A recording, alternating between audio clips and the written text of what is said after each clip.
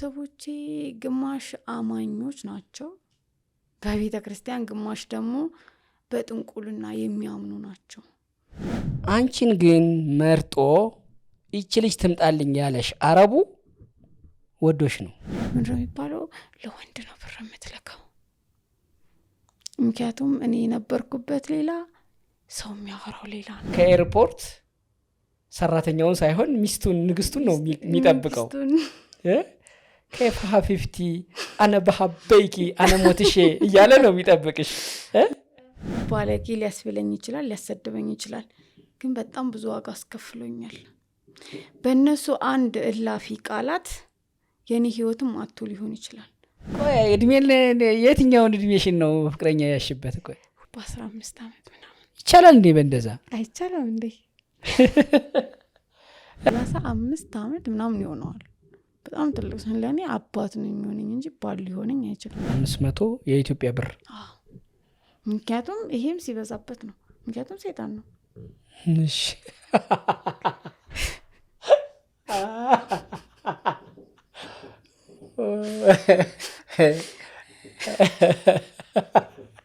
የመጀመሪያሽ ነው ከወንድ ጋር ግንኙነት አድርገሽ አታውቂም?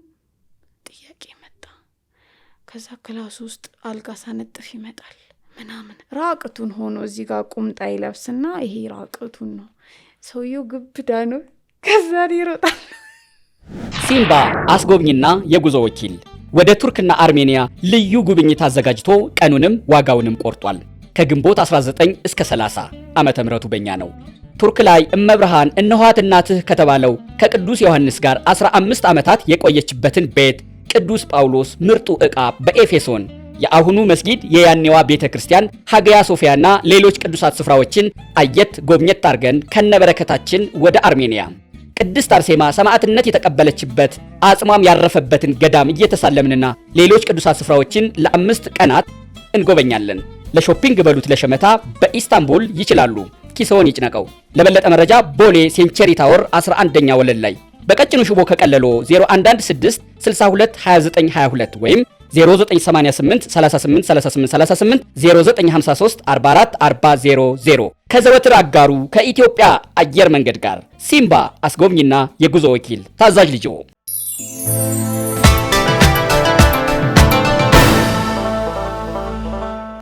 እግረኛው ፖድካስት ነው። እንዴት ናችሁ? ሼር ሰብስክራይቡን አስቀድማችሁ ግቡልን። አቻሜለሽ አየለ እንዴት ነሽ? ደህና ነኝ። እንዴት እንኳን ደህና መጣሽ። እንኳን ደህና ቆየ። እግረኛው ፖድካስት እግረኛውን ስለምትከታተይና ተከታትለሽም ስለጻፍሽልን ነው የመጣሽው። ደስ ብሎናል። የዚህ ትውልድ አካል ነን። እግረኛው ፖድካስት ይመስለኝ ነበር እኔ በጣም ብዙ ጊዜ ያው እንደየእድሜ ኤሪያችን አይደለም እንደማመጣው። አሁን አንቺ እድሜ ስንት ነው?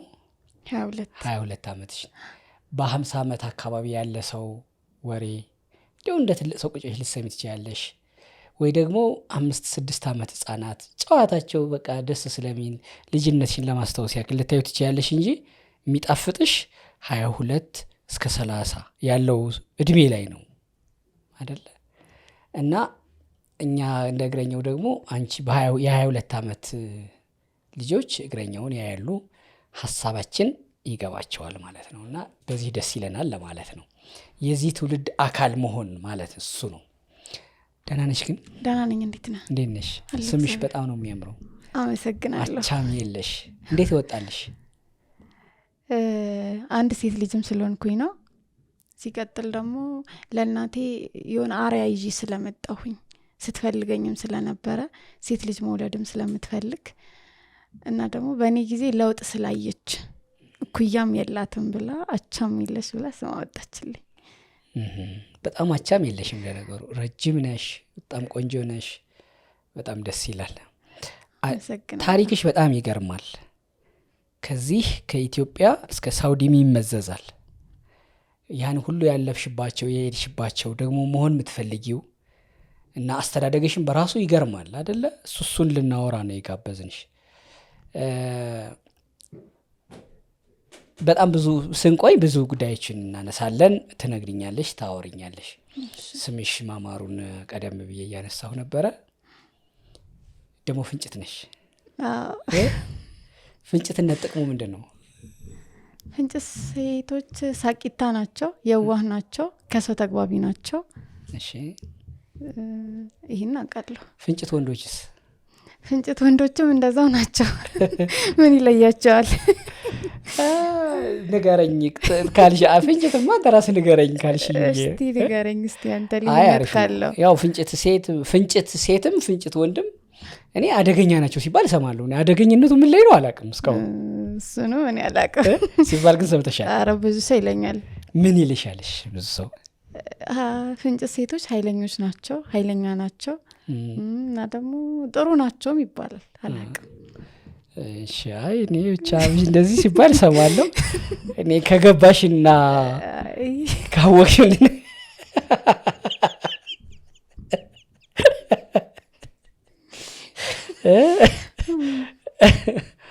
ኦፍ እንዴት ደስ ይላል። አቻም ደህና ነሽ? ደህና ነኝ። እንዴት ነህ? ከየት እንጀምር በእናትሽ?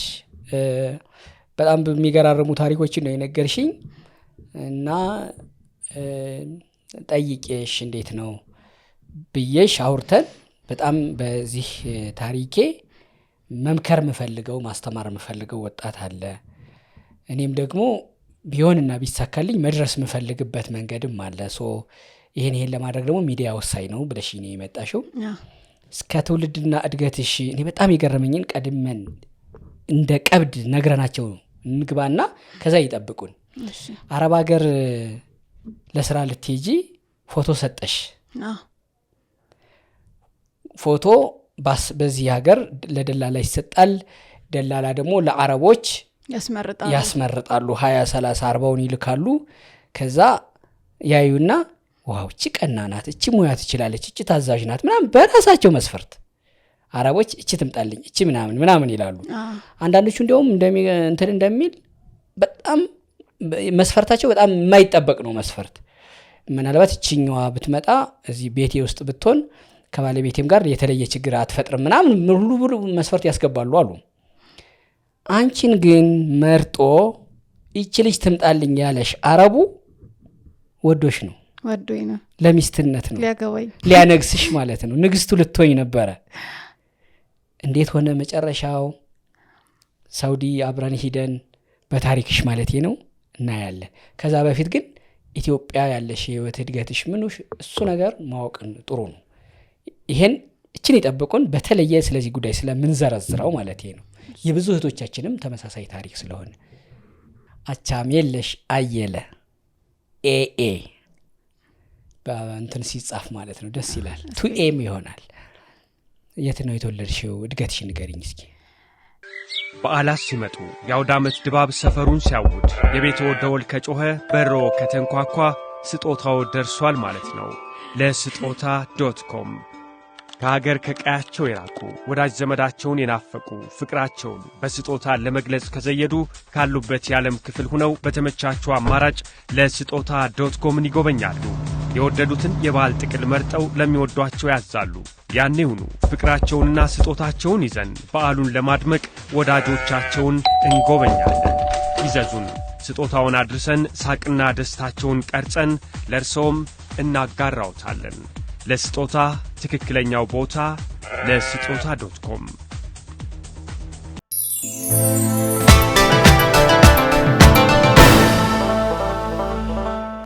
የት ነው የተወለድሽው? እድገትሽ ንገሪኝ እስኪ። ማለቴ እድገቴ ፍቼ ሰላሌ ነው። የተወለድኩት ደግሞ የአንድ አመት ህጻን ልጅ ሆኜ ነው የወጣሁት ከገጠር ሲልሚ የሚባል ሀገር ላይ ነው። ግን ያደግኩት ፍቼ ሰላሌ ነው። ቤተሰብ እናቴ ጋር አይደለም ያደግኩት። አያት፣ አክስት፣ አጎት በአንድ ህብረተሰብ ያለበት ግቢ ውስጥ ነው ያደግኩት። ቅምጥል ነው አማራጭ አለሽ ማለት ነው። በአክስት በአያት ነው ያደግኩት። ግን እንደዛም ሆኖ የምፈልጋቸውን ነገሮች አላገኘም። እንደ አንድ እናት እንደሌለው ልጅ ወይንም ደግሞ እንደ አንድ ሰራተኛ ወይንም ደግሞ እንደ አንድ የዘመር ልጅ ሆኜ ነው ያደግኩት። ምክንያቱም አይኖ ምበላው አላጣም። የሚበላ የሚጠጣ ለኔ አልፎ ተርፎ ለሌላ ሰው ይሆናል። ነገር ግን እቺ ልጅ ምን ያስፈልጋታል፣ በምን ጉዳይ እንንከባከባት ነገ ምን አይነት ደረጃ ላይ ትደርሳለች፣ እናስተምራት፣ ቤተክርስቲያን ታገልግል ወይንም ደግሞ ቤት ውስጥ ምን ትስራ? የለም ያገኘሁትን ስራ ሰራለሁ። በት መጥረግ ካለብኝ ጠርጋለሁ፣ ወተት ማድረስ ካለብኝ አደርሳለሁ፣ ውሃ ማስቀዳት ካለብኝ አስቀዳለሁ፣ ሱቅ መስራት ካለብኝ ሰራለሁ፣ በጎች ማገድ ካለብኝ አግዳለሁ። የምፈልጋቸውን ኢቨን በዓል እንኳን ሲመጣ እንቁጣጣሽ በአመት አንዴ ለሚመጣ አባዮሽ የማለት እድሉ አልነበረኝም። የት ነው የምትሄጂው ምናምን ቁጣ፣ ግልምጫ፣ ስድብ፣ አንቺ ገፊ ምናምን የመባሉ ነገሮች ብዙ ነገሮች ነበሩ። ግን እስከ 7 አመት ድረስ ያናሃል ብዙ ጫና አይበዛብኝም ነበር አያቴም ስላለ። ከዛ እሱ ከሞተ በኋላ መስራት አለብኝ፣ እንጀራ መጋገር አለብኝ፣ ቤት ውስጥ ማገልገል አለብኝ። 25 ሊትር ውሃ እየተሸከምኩኝ ቤት ውስጥ ማድረስ አለብኝ ምናምን። ከዛ ደግሞ በቃ እንደ ማንኛውም ሰው ማለት ነው ትምህርት ቤት ሄድኩኝ መጣሁኝ። ታጥና ትምህርት ያስፈልጋታል። እንደ ሰው ልጆች ነጠላ ለብሰው ሲሄዱ ልጆቹ እቺ ልጅ ቤተክርስቲያን እኮ ያምራታል ለምን አትሄድም? ትሂድ እስቲ። የለም ልሂድ ካልኩኝ ሴት ልጅ ቤተክርስቲያን በማታ እንዴት አይሆንም? በጎች አግጂ፣ ሱቅ ስሪ። ከዛ በዓል ሲመጣ የሆነ ልብስ ካየው ይገዛልኝ ካልኩኝ አይቻልም፣ ይሄ ነገር ያስፈልጋታል አልባልም። ነገር ግን አንዳንዴ ትምህርት ቤታችን አቤት ፍሬ እናትና አባት የሌላቸው ልጆች ይረዳሉ እና እዛ ትምህርት ቤት ላይ ይረዳ ነበረ። በአንድ አመት ውስጥ እስከ 4 ዩኒፎርም ደርሶኛል። ቅባት፣ ሳሙና፣ እስክሪብቶ፣ ደብተር፣ በቃ ላጲስ፣ ሁሉን ነገር አይገዙልኝም። እሱን ትምህርት ቤት ነበረ ሲረዳኝ የነበረውና 2 ዩኒፎርሜ የትምህርት ቤት ነው፣ 2 ዩኒፎርሜ ደግሞ የቤት ነበረ።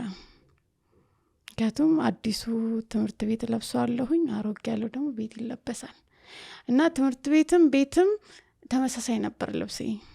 ግን እንደዛም ሆኖ አንድ ጊዜ ማስታወሰው ነገር ቢኖር አበበች ጎበና በራሴ ሄጄ ተመዝግቤያለሁኝ። እናትና አባት የሌላቸው ልጆች አበበች ጎበና ወስዳ ታስተምራለች የሚባልና አበበች ጎበና ያስተማረቻቸው ልጆች ትልቅ ደረጃ ይደርሳሉ፣ እስከ አሜሪካ ድረስ ይሄዳሉ ሲባል ሰማ ነበረ እና እኔስ በመዘገብ ብዬ ተመዘገብኩኝ። ከዛ ልጁ ነበርኩኝ ማለት ጸጉር ምናምን አልነበረኝም በዛ ሰዓትና ፎቶ መጣው አነሱኝ ምናምን። ከዛ ሊወስዱኝ ሐሙስ ቀን ነው የተመዘገብኩትኝ፣ ቅዳሜ መተው ሊወስዱኝ። ከዛ አያቴ ነበርና እንዴት እኔ አንድ ልጅ ማሳደግ እኮ አያቅተኝም፣ አይቻልም፣ እኔ እናቷ አደራ አለብኝ፣ ስለዚህ አይሆንም ብሎ አበበች ጎበኖችን መለሳቸው ማለት ነው እንጂ እስከዚህን ሁሉ ደረጃ ደርሻለሁኝ። ከዛ እንደ ሰው ልጆች ለምንድነው እኔ አንዳንድ ልጆች ከእናቶቻቸው ጋር ቤተክርስቲያን ይሄዳሉ፣ በዓል ሰው ጋር ሲጠራሩ ምናምንና እቃና ነበረ እናት ባለው ሰው የምር እና ቤተክርስቲያን ብዙ ጊዜ ሄድ ነበረ እየተደበቅኩኝ። ቀን ላይ አክስቴ እንቅልፍ አለባት፣ አያቴም የቀን እንቅልፍ አለባቸውና ሱቁን ዘግቼ ሄድ ነበረ ቤተክርስቲያን። ከዛ ሻማ እየሰረኩኝ በዚህ ጋርና በዚህ ጋር ኪዳነ ምሕረትን በደንብ ከጸለሽ እኮ የሞተ ሰው ይመጣልና በደንብ ጸልይ ብላኝ አንድ ልጅ ሚጡ ትባላለች፣ አሁን ላይ የምትኖረው አዋሳ ዩኒቨርሲቲ ነው የምትማረውና የዘንድሮ የመጨረሻ አመት ተመራቂ ናት። ትክክለኛ ስሟ ደግሞ አይናለም ይባላል እና ኪዳነ ምሕረት ሂጂና ከልብ ጸልይ ትለኝ ነበረ እና ምትመጣ የመሰለኝ እጸልይ ነበር ኪዳነ ምሕረት። እናቴን ከሰጠሽኝ እኔ ምንም አልፈልግም እላት ነበረ። ከስዕል አድኖ ምናምን ቤት ውስጥ ስለሌለ ስዕል አድኖ ሰርቄ ገብቻለሁ፣ ትንሿን የኪዳነ ምሕረት ቤት ውስጥ ማለት ነው። ከዛ ሌሊት ስተኛ ስዕል አድኖ ደረቴ ላይ አድርጌ ተኛ ነበረ። ምክንያቱም እናቴ የምትመጣ የመሰለኝ፣ ግን ሌሊት ላይ ትመጣል ይመስለኛል። ከዛ ስነሳ ግን አጣታለሁ። እስከዚህ ያህል ድረስ ደረጃ ደርሻለሁ ማለት ነው። እና እናታቶ መኖር በጣም ከባድ ነው። ይገርም ነው። ቅድም ያው ስትይኝ ነበረ ገፊ መባል ምን በልጅነት እናትሽን ስላጣሽ ነው አይደል? ለምን ነው በልጅነቴም ስለሞተች በልጅነቴ አለቅሳለሁ። የሆነ ነገር ስትናገረኝ እኔ እናት ስለሌለኝ ነው እንዴ የምታደርጉት ምናምን እላለሁኝ እኔ ራሴ እና እንደዛ ስለምል አንቺ ገፊ ስለሆንሽ ነው አባላለሁኝ። ለምጠይቃቸው ጥያቄ ምላሽ ይሰጡኛል። ከዛ እኔ ደግሞ በጣም ልስ ስላለብኝ በጣም አለቅሳለሁ ምናምንና ለየመንደሩ ሰው ሁሉ እናት የለኝም ያልኩኝ ማውራት በቃ ትምህርት ቤት ሲሄድ እኔ እኮ እናት የለኝም ምናምን እላቸዋለሁ። እንደዛ ባልኩ ቁጥር እናቴ የምትመጣ ነበር የሚመስለኝ አላቅም። በሰው ሁሉ ለተናገርኩ ቁጥር ሰው ወይ ገዝቶ የሚያመጣልኝ ሁሉ ይመስለኝ ነበረ እና ደግሞ ሰው እኮ እናት ያስፈልጋታል ብሎ እናቴን የሚያመጡልኝ ነበር የሚመስለኝ በወቅቱ ማለት ነው። ግን እናቴ እንደማትመጣ ያወቅኩትኝ 11 አመት ላይ ያለው ሞት ምን ያህል ክፉ እንደሆነና ሞት ድጋሚ እንደማይገኝ ያወቅኩትኝ 11 አመት ላይ ያለው ነው። በመን አየሽው ሞትን? አያቴን በጣም ወደው ነበረ እና 11 አመት ላይ ያለው ሰኔ አካባቢ ላይ አብረን ቆይተን በ21 አብረን ቆይተን በ23 ታመመ። ከዛ የአንድ ቀን ህመም በሁለተኛው ቀን ሌሊት ላይ ሞተ። ከዛ እንዲህ እጁን ይዤው ምናምን ስለሞተ ይመጣልን ብዬ የጠበቅኩትኝ ሳይመጣ ቀረ። ሰው ግን እያለቀሰ እኔም አልቅሼ ቀበርኩትኝ። ለረጅም ጊዜ ይመጣ ይመስለኝ ነበር ግን አይመጣም። በዛን ጊዜ ሞት እስከዚህ ያህል እንደሆነ አወቅኩኝ ማለት ነው። ከወሰደ እንደማይመልስ ገባኝ። በፊት ላይ ግን ተስፋ ነበረኝ። በሱ ሳላዩ በፊት በጣም ተስፋ ነበረኝ። ህልም ሁሉ አያለሁኝ የምትመጣ እየመሰለኝ ስትመጣ ስለምጠይቃትም ነው መሰለኝ ኪዳነ ምህረትን በህልሜ ሁሉ ታሳየኝ ነበር እናቴን። ቀይቱን ጥቁርቱን አላቃትም እናቴ። በፎቶ ምንም አላቃትም። የ1 አመት ከስንት ወር ልጅ ያለሽ? 1 አመት ከ2 ወር ከ3 ወር ጡት እንኳን ሳትጥይ ማለት ነው። እናትሽ በህመም ነው ያረፉት? ህመም አይደለም ዝም ብሎ ንዴት ምናምን እልህ ንዴት ምናምን ምች ምናምን ተናዳ ነበርና ከዛ ስትናደድ ወይኔ እኔ በሞትኩኝ ብላስ እያለች ስለነበረ አሉ። ከዛ በርበሬ አምሳ ስትወጣ በዛው ምች እንትን አላት ሞተች። የ2 ቀን ህመም ነው ብዙ ህመም የላትም። ያው ባደጋ በሰው እንደዚህ አይደለም ማለት ነው። አይደለም። በጣም ይገርማል። ከዛ እንዲህ እያልሽ ተማርኩኝ እንደዚህ እያልኩኝ እየተማርኩ ምን እያልኩኝ ግን እንደዛም ሆኖ የሰፈር ሰዎች የሚረዱኝ ሰዎች ነበሩ። አይዞሽ ጎበዙኝ ምናምን እና እኛ ሰፈር ውስጥ መምህራኖች ናቸው በብዛት ምናምንና ከዛ ጎበዙኝ ጠንካራውኝ ክላስ ላይ በጣም ደካማ ነኝ አላነብም አልሰራም ምናምን ነገርና ስለሚያውቁ ብዙ ጊዜ ክላስ ውስጥ የሚያስተምሩን የሰፈር ሰዎች ስለሆኑ አይጫኑኝም ነበር። ምክንያቱም ስለሚያውቁ ቤት ማለት ነው።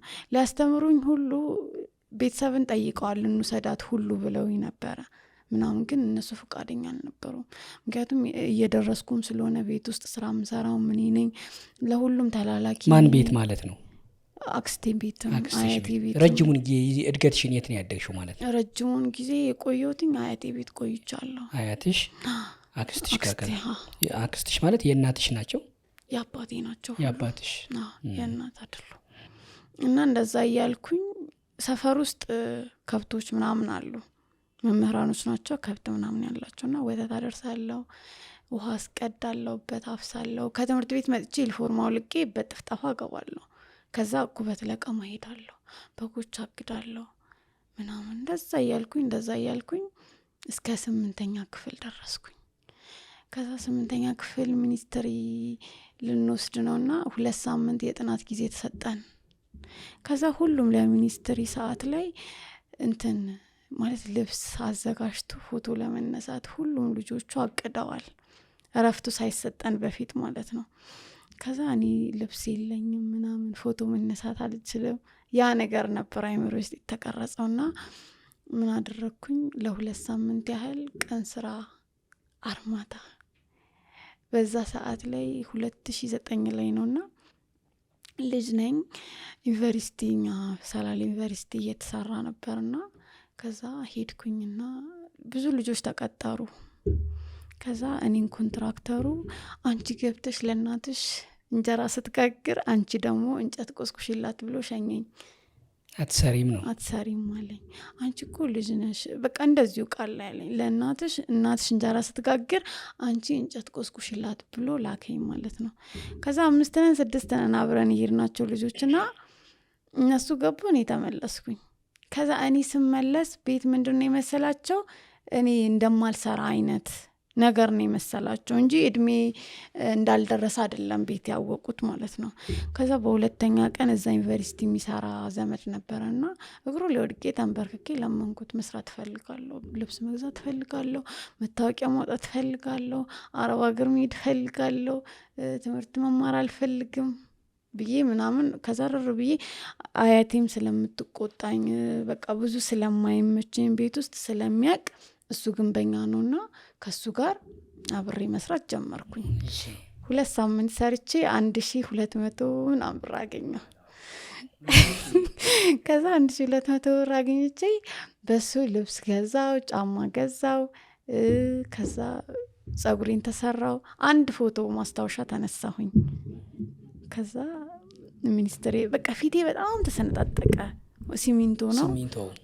ከዛ ፊቴ በጣም ተበላሸ ምናምን፣ ግሊሰሪ ይቀባዋለሁ ምናምን። የመጀመሪያ ቀን ከቀን ስራ ወጥቼ ክላስ ገባ 2 ሳምንቴን ጨርሼ መምህራኖች ከክላስ አስወጥተውኛል። ፊትሽ ምንድነው ብለውኝ ማለት ነው፣ ጥያቄ ሆኖባቸው። ከዛ ሚኒስትሪን ጨረስኩኝ፣ አዲስ አበባ መጣሁ ሰው ቤት። ስንት አመትሽ ማለት ነው? ያኔ 15 ነው፣ ወደ ከ14 ወደ 15 አካባቢ። እንዴት የሰው ቤት የመስራት እድሉን እንዴት አገኘሽ? እንዴት ነው ያገኘሁትኝ? አንድ አክስቴ አለችና እዛ ፊቼ አይደለችም፣ ሌላ የአባቴ አክስት ልጅ ናት፣ ግን እንደ አክስት ነው የምንቆጥራት። እና ከአረብ ሀገር መጥታ አግብታ ልጅ ወልዳለች እና አዲስ አበባን በደንብ ታውቀዋለች። እህቷ ጋር ትመላለስ ነበር እሷ። ከዛ ውሰጂን በእናትሽ እህትሽ ጋር ብያት፣ ገላን ኮንዶሚኒየም ነው የምትኖረው እና እህቷ እዛ ይዛኝ መጣች። ከዛ የመጀመሪያ ይዛኝ ስትመጣ ትግሬዎች ናቸው፣ ደህና ሰው ቤት ነው የገባሁት። እሷ አስገባችሽ? አስገባችኝ። ከዛ ገባሁኝ። ከዛ ሚኒስትሪ እስኪመጣ ነው የኔ ሀሳብ። 2 ወር ሰርቼ ዩኒፎርም ማሰፋት አለብኝ፣ ደብተር መግዛት አለብኝ፣ ብዙ ነገር ማድረግ አለብኝ። ስለዚህ ለዚህ ደግሞ መስራት አለብኝ። ካልሰራሁኝ አንደኛ ልታስተምረኝም ላታስተምረኝም እሱን እርግጠኛ አይደለሁም። ያስገባች ሴትዮ የገባሽበት ቤት ማለት ነው። ከዛ እዛ ሄድኩኝ። ከዛ ገባው 2 ወር 1 ወር ከ2 ሳምንት ሰራሁ እዛም ማለት ነው።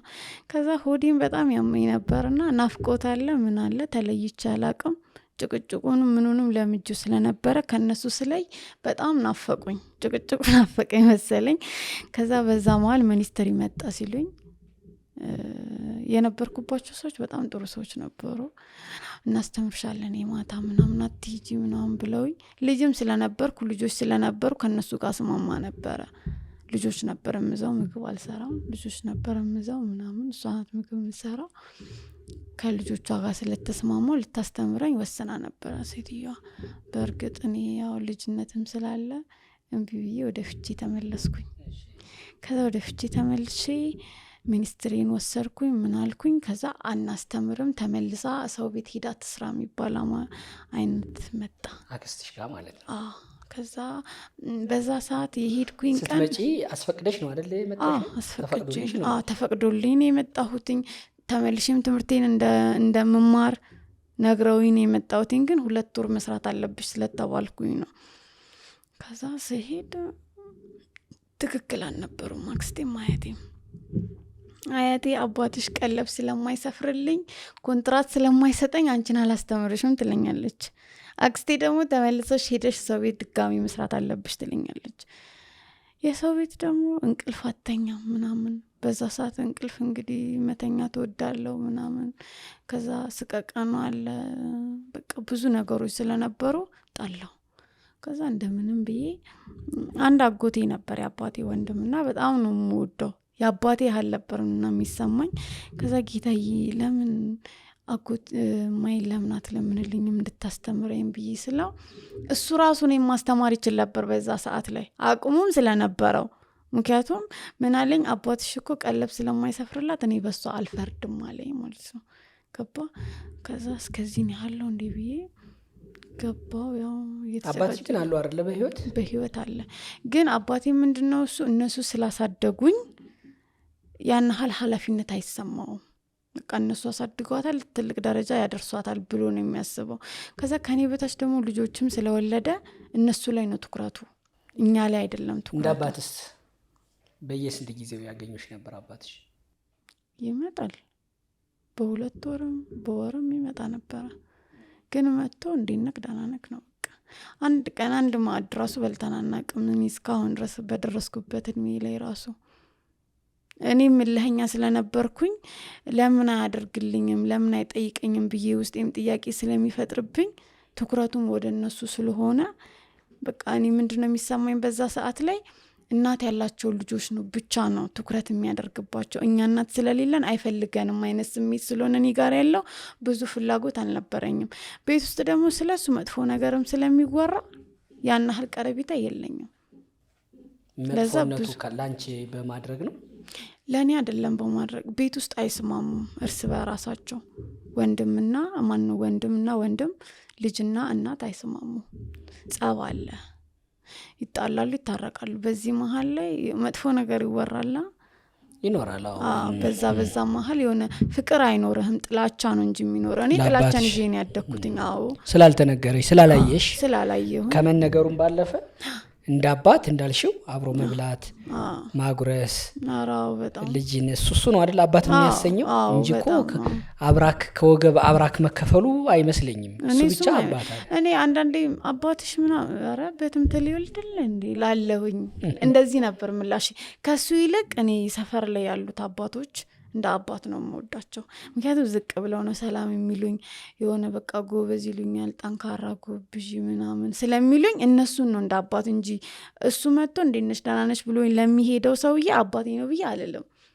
ምክንያቱም ለእኔ ትኩረት ስለሌለው። ከዛ እንደዚህ ያልኩኝ 10ን እንደምንም ጨረስኩኝ። ማለት እየሰራሁኝም የሰፈር ሰዎችም ይረዱኝ ነበረ፣ ያግዙኝም ነበረ። ቅባት ይገዙልኛል፣ ምን ይሉኛል። ከትምህርት ቤት መጥቼ ራሱ ምን ሆነ እዛው ሂዳ የቤት ተስራኛ እናስተምርም አሉሽ? በምን አለቀ ይሄ ጉዳይ? እንደምማር ተምሬ ወይ ይድሩኛል ወይ ደግሞ ራሴን ስችል ወይ እወጣለሁ። ስለዚህ በሽምግልና በምን ትምህርት ቀጠልሽ? እንደምንም ተስማማንና ትምህርቴን መቀጠል ጀመርኩኝ። ግን እኔ እሰራለሁ፣ ከሰራሽ ትማራለች፣ በትርፍ ሰዓቷ ትስራ ተባለ። ከዛ እኔም ልሰራ ተስማምቼ ትምህርት መማር ጀመርኩኝ። ከዛ እየተማርኩኝ እየሰራው የጧት ከሆንኩኝ ከሰዓት ሰራለሁ፣ የከሰዓት ከሆንኩኝ ደግሞ ጧት ሰራለሁ። በጣም ሰራ ነበረ። እዛ አካባቢ ላይ የቦኑ ውሃ ነበርና አስቀዳ ነበረ። በቀን እስከ 300 ብር ገቢ አገኝ ነበረ። ውሃ አስቀድቼ እስከ 400 ብርም አገኝ። ላክስትሽ ማለት ነው ገቢው ለአያቴ ነው የሚሆነው። እዛ እድሜ ላይ ስደርስ አያቴና አክስቴ ሲጣሉ ግቢ ለየን። ከዛ ግቢ ስንለይ እኔ ከአያቴ ጋር ሆንኩኝ፣ አክስቴ ደግሞ ለብቻዋ ቀረች። በዚህ መሀል ግን አንድ ላይ ነው የምንውለው፣ አንድ ላይ ነው እንትን የምንለው። ምንድነው የሚለየን? አዳር ነው የሚለየን። እኛም ቤታችን እሷም ቤቷ ነበር። በዚህ መሀል በቃ እስከ 400 ብር ገቢ ያገኛለሁ፣ እስከ 300 ብር አገኛለሁ ያችን ውሃ። ከዛ መጀመሪያ ላይ የአንድ ወር ደሞዝ ላይ 900 ብር አስቀድቼ በአንድ ወር ሙሉ ማለት ነው። ስንት ብር ቆጠረ? 90 ብር ቆጠረ ውሃ ቆጣሪ። ከዛ 810 ብር ትርፍ ሆነ። ከዛ እንጀራ ጋገር ነበረ ለልጆች። በወር 50 ብር ይከፈለኛል።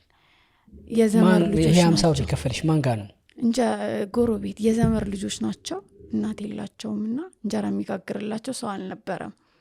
እንጀራ ጋግርላቸዋለሁ፣ በወር 50 ብር ይከፍሉኝ ነበረ። እንደዛ እያልኩኝ 10ን ጨረስኩኝ። 10ን ስጨርስ አግቢ ተባልኩኝ። መጣ ባል መጣ። አንቺ የምታየው አላውቀው። እሺ ትልቅ ሰው ነው ሰውየው፣ ቦታ አለው። ከዛ ስጋ ቤት ይሰራል።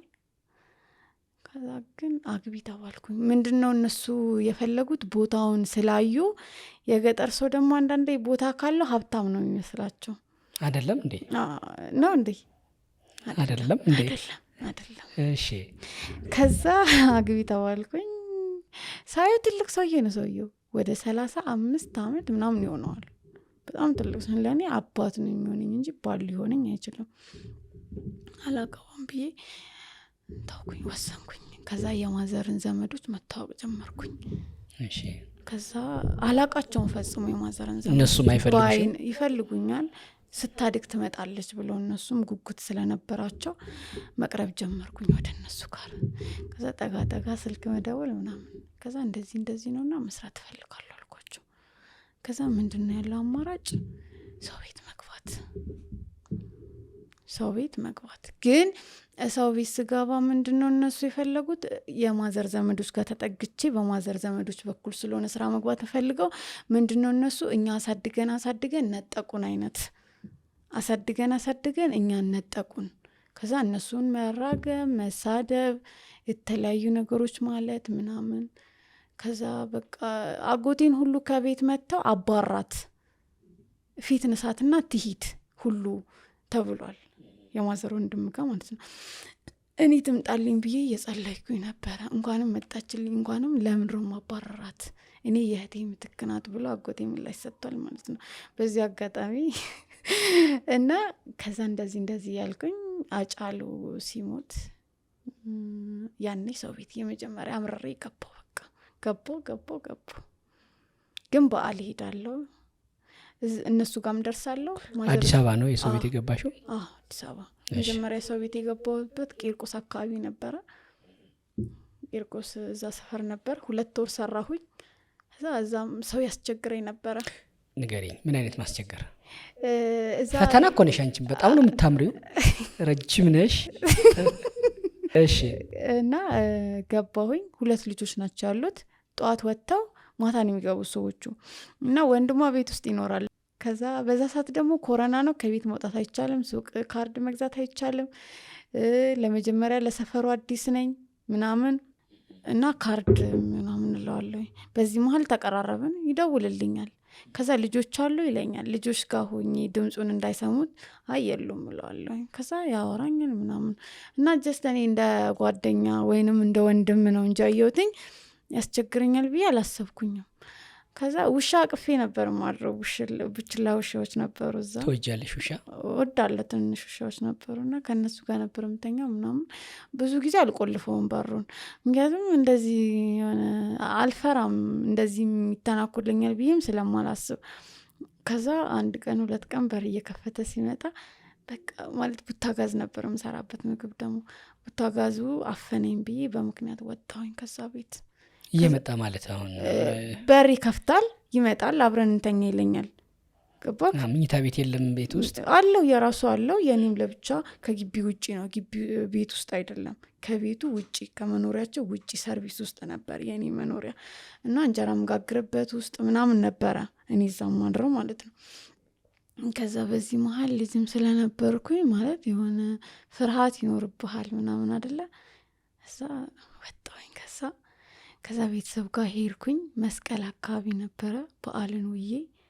ከዛ በሰፈር ሰዎች በዘመድ ልደት አካባቢ ደግሞ ገባሁኝ። እዛ ስገባ የገባሁበት ቤት ወሎዬዎች ናቸውና እንደ ዘመድ ነው የሚያዩኝ። ኢቭን የሰውየው እህት ናት ነው የምባለው፣ ምክንያቱም እንመሳሰል ነበረ። እሱም ጸይም ስለነበር እኔም ጸይም ስለነበርኩኝ የአሌክስ እህት ናት ነው የምባለው እና እንደ ቤተሰብ ነበር። እንደ ሰራተኛ 1 ቀን ታይቼ አላቅም። ደስ የሚለው ነገር እና በሱ በኩልም ስለመጣው ታከብረኛለች፣ አከብራታለሁ። ነፍሰ ጡር ነበረች፣ አረስኳት፣ ክርስትና አወጣው። በጣም ተዋደን ማለት ነው እና በየሳምንቱ አስቦ ካርድ ይሞላልኛል። በጣም ጥሩ ሰው ነበር፣ አሌክስ ይባላል። እና መጨረሻ አካባቢ ላይ ወንድሙ መጣ። አሁን የእሱ ወንድም ክርስትና ላይ ማለት ነው። ከዛ ክርስትና ወጣንና የክርስትና ሰው አረቂ መጠጥ ምናምን ይዞ ይመጣል አይደለ? የምንተኛው የሚገርምክ 1 መኝታ ቤት ነው ያላቸው የነሱ። ሳሎን ላይ ነው እሱ ሶፋ ላይ፣ እኔ ደግሞ መሬት ላይ ፍራሽ አንጥፌ ለረጅም ጊዜ እኮ እንደዛ ተኝተናል። ወልዳ ራሱ ሴት ልጅ ነው የወለደችው። በመሀል ሊጠይቃት መጥቶ 7 ቀን እንደዛ ተኝተናል። እሱ ሶፋ ላይ እኔ መሬት ላይ ምክንያቱም አንደኛም እንደ ቤተሰብም ስለሚያዩ የሆነ ችግር ይፈጠራል ብዬ አላስብም። እና እዛ ቤት በሳምንት 2 ቀን ነው ውሃ የምትመጣው፣ ቅዳሜና እሁድ ሌሊቱንም ቀኑንም አልተኛም፣ ስሰራ ነው ማድረው፣ ልብስ ሳጥብ ምስል በጣም ጎበዝ ነበርኩኝ ስራ ላይ። እና ገንፎ በጣም ነው የምችለው እና ስፔሻል ገንፎ ነበር የሚባልልኝ እኔው ማለት ነው። ከዛ ይጠጣል፣ ክርስትና ነውና ያው መጠጥ ይጠጣል ምናምን፣ ሌሊት ይረብሸኛል። ከዛ ቲኬት መጥቶ ነው ምን አይነት አመለው ላለውኝ። አንድ ቀን የስካር መንፈስ ነው ብዬ ያለፍኩለት። ከዛ 2ኛ ቀንም እየጠጣ ስለነበረ እንዳላነሳ ሊቆጣኝ ይሆናል። ወንድሙም ለምን ታነሻለሽ ብሎ ሊለኝ ይችላል፣ ምክንያቱም ወንድም ነን ሰራተኛ ነኝ። ከዛ በ3ኛው ቀን አልቻልኩም፣ መናገር አለብኝ፣ ምክንያቱም ከአቅሜ በላይ ሆነ። እነሱ እንደ ቤተሰብ ነው የሚያዩኝ፣ እኔም እንደ ቤተሰብ ነው የማያቸው። ከዛ ለሷ ነገርኳት። ከዛ ማሙ እንደዚህ እያስቸገረኝ ነውና እኔ መሄድ ፈልጋለሁ ቤተሰቦቼ ጋር፣ አያቴ ታማለች፣ አያቴን ሄጄ መጠየቅ አለብኝ አልኳትኝ።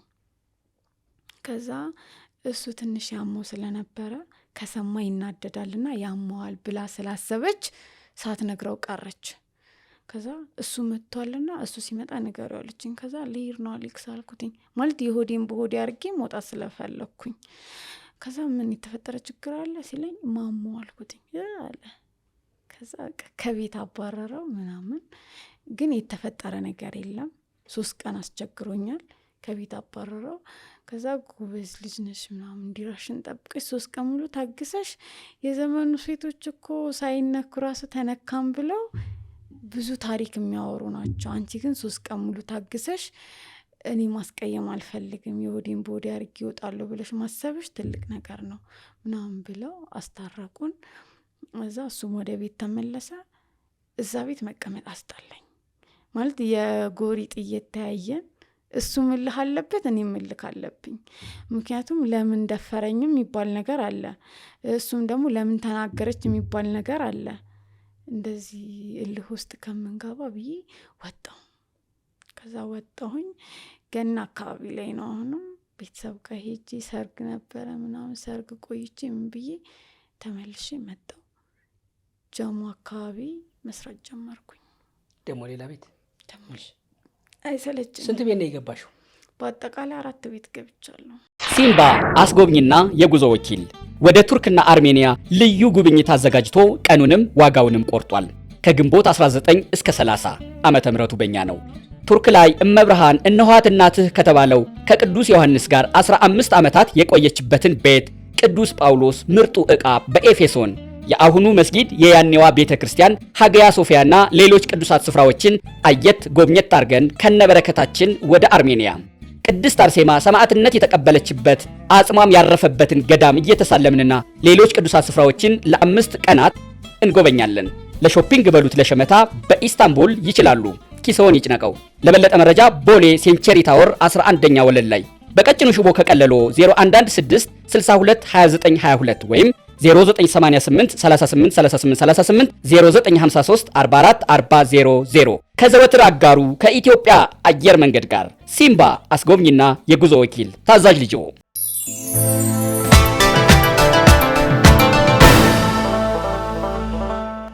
ቤተሰብ ጋር ሄድ ነበረ።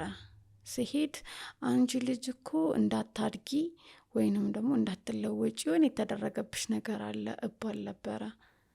እሺ ቤተሰቦቼ ግማሽ አማኞች ናቸው በቤተ ክርስቲያን፣ ግማሽ ደግሞ በጥንቁልና የሚያምኑ ናቸው።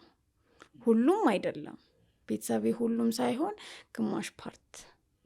ምክንያቱም በዚህ በሚሄድበት ሰዓት ላይ አንቺ ልጅ እንዳትለወጪ የሆነ መድኃኒት የተደረገብሽ መድኃኒት አለ ተባልኩኝና አክስቴ ብዙ ጊዜ ጠንቋይ ቤት ትሄዳለች።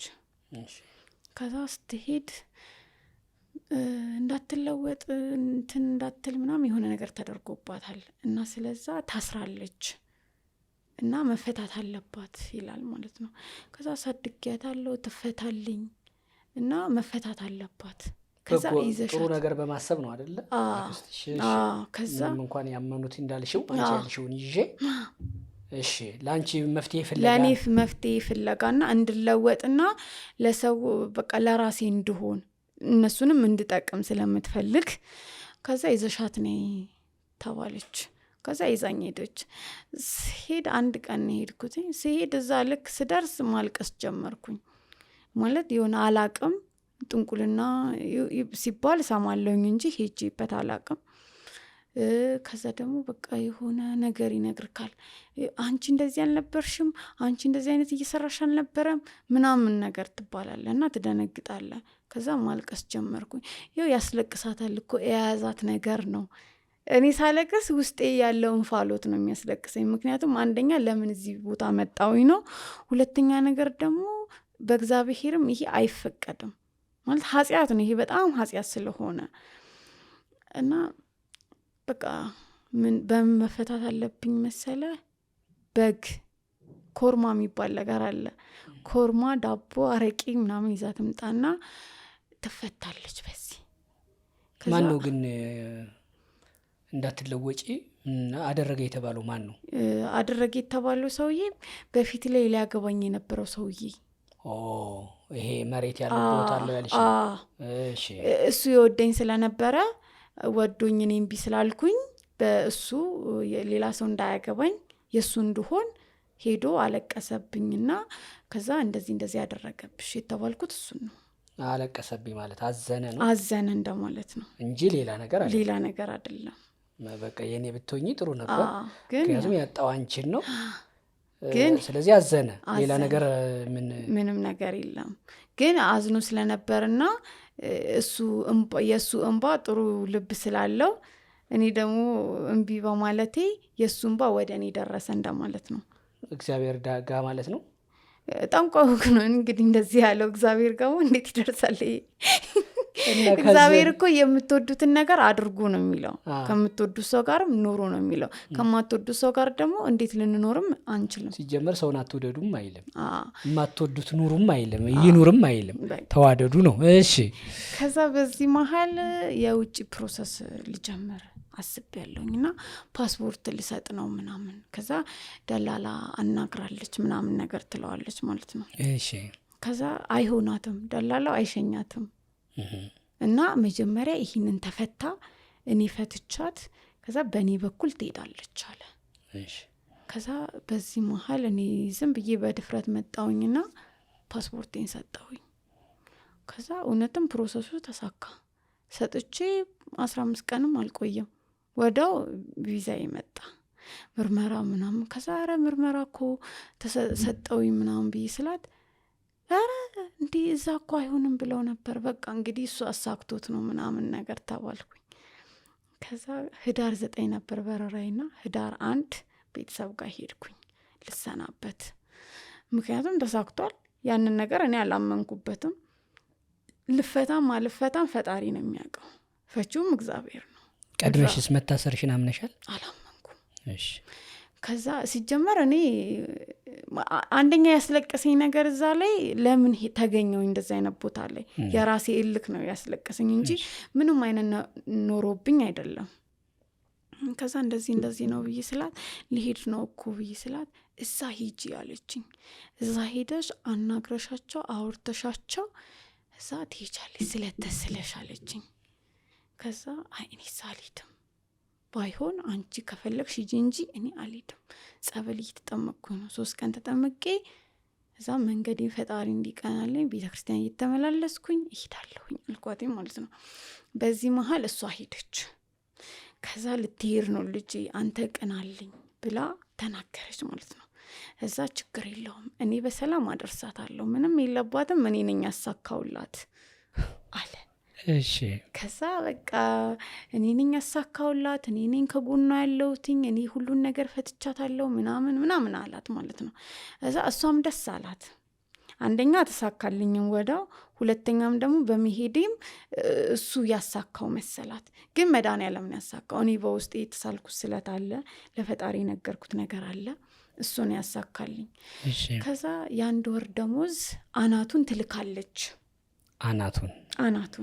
አናቱ እንግዲህ ምንድነው እሱ እኔ 1000 ብርም 500 ብርም ልልክ እችላለሁ፣ ይሄ ቃሌ ነው ብያለሁ። ለማን? ለሷ ልኬ እሷ ደግሞ ሄዳ እዛ ትሰጣለች፣ ለሰውየው ቤት ማለት ነው። እኮ አምነሻል ማለት ነው። ምክንያቱም ተስላ ስለመጣች እሷ እኔም ቢ ማለት አልችልም። የእሷ እምነት ስለሆነ ልታከብሪላት ላከብርላትና መስጠት ስላለ። አናቱን ማለት ግን ስንት ማለት ነው? አናቱን ማለት እነሱ ያሉት ሙሉ ነው። እኔ አናቱን ማለት አንድ ስለ ስንሳለ ቤተ ክርስቲያንም አናቱን የመጀመሪያ ደሞዝ ወይ 1000 ብር ወይ 500 ብር ነው፣ ግማሹን ነው። አናቱን ትንሽ ነገር ነው ማቀውና ከዛ ያንዱ በሰላም ገባው ሄርኩኝ፣ ሁሉ ነገር ተሳካልኝ። ከዛ እዛ ከደረስኩ በኋላ አንድ ወር ደሞዝ ከበላሁኝ በኋላ እኔ ከዛ በፊት ግን ምን አለ ጥቅምት 7 የሆነ ዘመድ ይሞታል። ወደ ኋላ ለመልስክ እሺ። በ8 የማዘር ያጎት ልጅ ነው የሞተው። ሰው ገሎት ነው ማለት በሰው ነው የተገደለው በጥይት ማለት ነው። ከዛ ሲሞት ወንድሜ ነበር አጠገቡ እና ሸሽቶ ነበር ያመለጠው ማለት ነው። ከዛ በ8 ተቀበረ። በ12 የሚካኤል ቀን ስቅስቅ ብዬ አለቀስኩኝ ለሚካኤል። ከዚህ ሀገር አውጣኝ፣ እኔንም ከዚህ ሀገር አውጣኝ፣ ወንድሜንም ደግሞ ሰላም አድርገህ ከዚህ ከደም ንክኪ አውጣልኝ ብዬ ለሚካኤል ነገርኩት። ከቻልክ እስከ ዛሬ ወር ልክ እንደ ሰው ነው እንደዚህ ብለህ የምትነግረው፣ ለፈጣሪ አይደለም። እሺ። ከዛ የምር ነው የምልህ ሚካኤል ሰማኝ። ጥቅምት ሚካኤል ነው እንደዚህ ያልኩትኝ። ህዳር ሚካኤል ግን ሳውዲ ነበርኩኝ። ህዳር 9 ሄድኩኝ። ህዳር 12 ደግሞ ስራ ገባሁኝ። እና እኔ በዚህ ነው ሙሉ እምነቴ የነበረው። ምክንያቱም ቪዛውም ከሰውየው ከሞተ በኋላ ነው የመጣልኝ። የጸለይኩትኝ በሞተበት ሰዓት ላይ ነበረ። ምክንያቱም ወንድሜም ኖሮ ቢሆን አጣው ነበር ብዬ ስለፈራሁኝ ማለት ነው። ከዛ በዚህ መሀል ያንን ብር የአንድ ወር ደሞዝ በልቼ 500 ብር ላኩኝ። ከዛ ስልክ 500 ብር ሳይሆን ሙሉ ደሞዝ ነው፣ የአንድ ወር ሙሉ ደሞዝ 30,000 ብር ነው ምፈልገው። ምክንያቱም እኔ ነኝ ያሳካሁላት፣ እኔ ነኝ የረዳኋት እና በእኔ ነው ይሄ ሁሉ ነገር የሆነውና ሙሉ የአንድ ወር ደሞዝ ነው የምትከፍለው ተባለ። ከዛ ሳውዲ የነበርኩበት ቤት ሰውየው ሊያገባኝ ነበር የፈለገው። ቆይ እዚች ጋር ቅድም እኮ እኔ ካልፈታሁት አይሆንም ተብሎ ታስረሽ ነበር አይደለ? ቅድመ ሁኔታ ተቀምጦ ነበር። አንቺ ያን ረግጠሽ ሄደሽ በራስሽ አሳካሽ። ስለዚህ መቼ የቱ ጋር ፈታውና ነው ይሄ? ምንም አልፈታውም። ምንም ያሰረውም ነገር የለም። ምንም ያወቀውም ነገር የለም። እሺ። ግን ወደ አመራበት ጫፍ ከያዘ ሰይጣን መንገዱን ያመራል አይደል? ለዛ ነው። ከዛ ሄድኩኝ ሳውዲ። ያው ሰውየው እንደነገርኩ ሚስት ሊያደርገኝ ነበር የፈለገው። እሺ። ከዛ የአንድ ወር ደሞዝ በላውኝ ተላከልኝ። ከዛ ስልክ 500 ብር ላኩኝ ዝም ብዬ ለሱ ነው። እሱማ ይሄ የባልነቱና የሚስትነቱ ጨዋታ እንመለስበታለን። ከዛ ይሄ ሙሉ ደሞዝ ካልሆነ አልቀበልም፣ ካለበለዚያ እሷ በህይወት አትመጣም፣ ትሞታለች ወይ ታብዳለች ወይ ሬሷ እዛው ይቀራል። እኔ አይደለሁኝም። እስከ ዛሬ 1 ወር ድረስ ብሩን ትላክ፣ ለ1 ወር ጊዜ ሰጣታለሁ። ከ1 ወር በላይ ግን ጊዜ አልሰጣት። የፎይታ ጊዜም አለው ይላታል። ከዛ በጣም ተጨነቀች አክስቴ። ማለት ላኪ እንዳትሞቺ፣ ሬሳሽ እዛ እንዳይቀር አደራሽን ልጄ። ከዛ በቃ አላስቀምጥ አሉኝ። ምክንያቱም እኔ አንደኛ አላመንኩበትም፣ ሁለተኛ ደግሞ በጣም እየተሰቃዩኝ ስለነበረ 30,000 ብር አይደለም 30 ብር ማውጣት አልፈለግኩኝም። ምክንያቱም ብርን ሳይሆን እያሰብኩ የነበረው በዛ ሰዓት ራሴን እንዳላጣ እየፈራሁኝ ነገሩ ተባባሰ። ሰውየው ከዛ ሰዓት ሆነ፣ ቤተሰብ ከዚህ ሰዓት ሆነ። ካላከች ታብዳለች፣ ትሞታለች፣ እንዲህ ትሆናለች፣ ሬሷ አይመጣም፣ ጤነኛ አትሆንም፣ ያማታል፣ በሽተኛ ነው የምትሆነው፣ ብሬን ትላክ። ምክንያቱም እኔ ነኝ ያሳካሁትኝ። ካለዚያ እኔ የፈለግኩትን ነገር ማድረግ እችላለሁ። ስልጣን ካለው ያድርግ አልኳት። ስልጣን ካለው ያድርግ፣ አልከፍልም። ሁለተኛ እናንተም እንዳትደውሉልኝ፣ ምንም አልፈልግም አልኳት። እሺ። በዚህ መሀል ከኛ ፍቃድ ውጪ ከሆንሽ ብትሞችም ተጠያቂ አይደለንም፣ የሆነ ነገር ብትሆኝም ተጠያቂ አይደለንም አሉኝ። አዎ አይደላችሁ። ከዛ ልጇ ራሱ ደውላ እናቴን እዛ ቦታ ይዘሽ ሄደሽ እንደዚህ አይነት ነገር ለማትከፊው ነገር ቃል ገብተሽ እናቴ አንድ ነገር ብትሆን ከአንቺ ጭንቅላት ላይ አልወርድም ብላኛለች። ባለዕዳ አድርገሽ? እኔ ግን ባለዕዳ አላደረኳትም። የቃሌንና ያለችውን የቃሏን መሰረት ልክ ያለው ሰንተር 500 ብር 500 የኢትዮጵያ ብር ምክንያቱም ይሄም ሲበዛበት ነው ምክንያቱም ሰይጣን ነው እሺ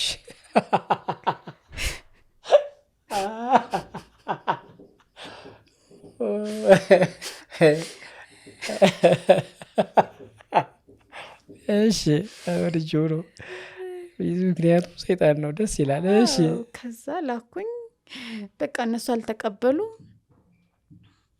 እነሱም የራሳቸውን መንገድ ፈለጉ እኔም የራሴን መንገድ ፈለኩኝ በዚህ መሃል እየተሰቃየው እየሰራው እየተራብኩኝ እየተጠማሁኝ እዛ መስራት ጀመርኩኝ እኔ 4 ቀን ምግብ ራሱ ሳልበላ እሺ እዚህ ጋር አሁን በዛ ማህበረሰብ ይሄኛውን ታሪክ በተለይ ወደዚህ ቦታ ሄደው እንደዚህ ያለሽ ስትገልጭልኝ ይሄን ታሪክ ሚዲያ ነው ደግሞ አንቺ ትታወቂያለሽ አንቺ እንዲህ ያልሽ ስትባይ እዛ አካባቢ እንዲህ አይነቱ ቦታ መሄድ እንደ ነውር አይታይም ወይ አንቺን አያስወቅስሽም ወይ ይሄን ታሪክ ማውራትሽ መቼም እንደበጎ ነገር አይደለም እግዚአብሔር ቤት አለ አልሽኝ አንቺ እኔ በእግዚአብሔር ነው ማምነው አክስቴ ግን ደግሞ እንዲህ ታምናለች ስሙን መጥራት ራሱ ስለመፈራ ነው የማልጠራው እና ይሄ እንደ ችግር አይመጣም ወይ አያስወቅስሽም ወይ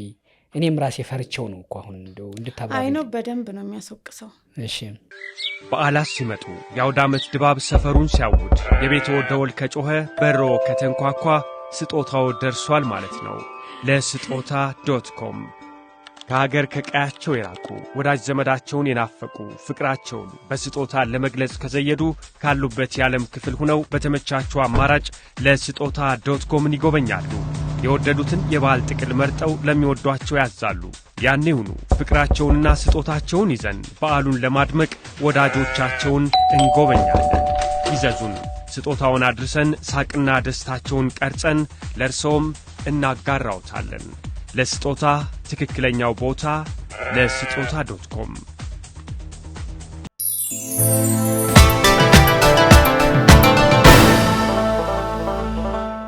እና ይሄ እንደ ችግር አይመጣም ወይ አያስወቅስሽም ወይ እኔም ራሴ ፈርቸው ነው እኮ አሁን እንደው እንድታባሪ አይኖ በደንብ ነው የሚያስወቅሰው እሺ ባለጌ ሊያስብለኝ ይችላል ሊያሰድበኝ ይችላል ግን በጣም ብዙ ዋጋ አስከፍሎኛል በእነሱ አንድ እላፊ ቃላት የኔ ህይወትም አጥቶ ሊሆን ይችላል ህይወቴም ጠፍቶ ሊሆን ይችላል ምክንያቱም አንድን ነገር አምነህበት ስታደርግ ነው ደስ የሚልክ እናቴም ልትሆን ትችላለች አሳድገኛለች ግን የሰው ልጅ ካለ ፍላጎቱ እነሱ በእምነታቸው አምነውበት እኮ ቢያደርጉት ደስ ይለኛል አንድን ሰው አምነህበት ወይንም አምኖበት ሲደረግ ነው እንጂ ካለ እምነቱ በግዳጅ ሲሆን በጣም ዋጋ ያስከፍልሃል ሞቼም ቢሆን እነሱን ነው የሚያስወቅሳቸው በእነሱ እላፊ ቃላት እኔ በጣም ዋጋ እየከፈልኩኝና በጣም እየተሰቃዩ ሞቼስ ቢሆን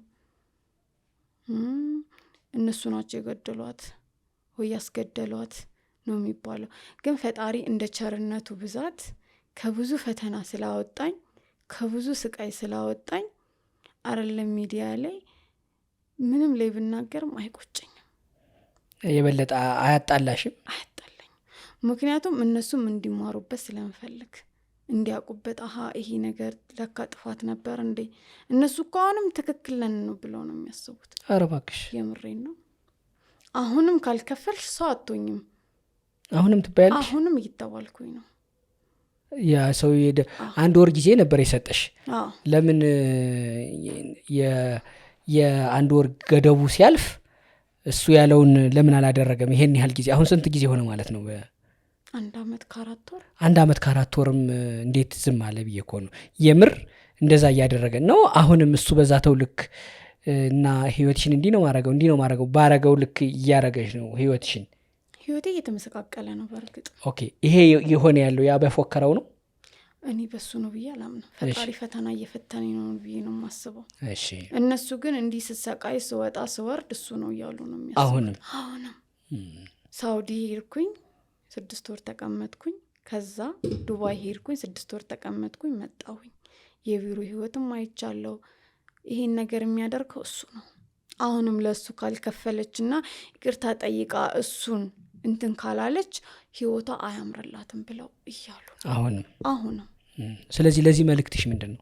ለዚህ መልእክቴ እኔ መቼም ማላደርገው ነገር ቢኖር አልከፍለውም።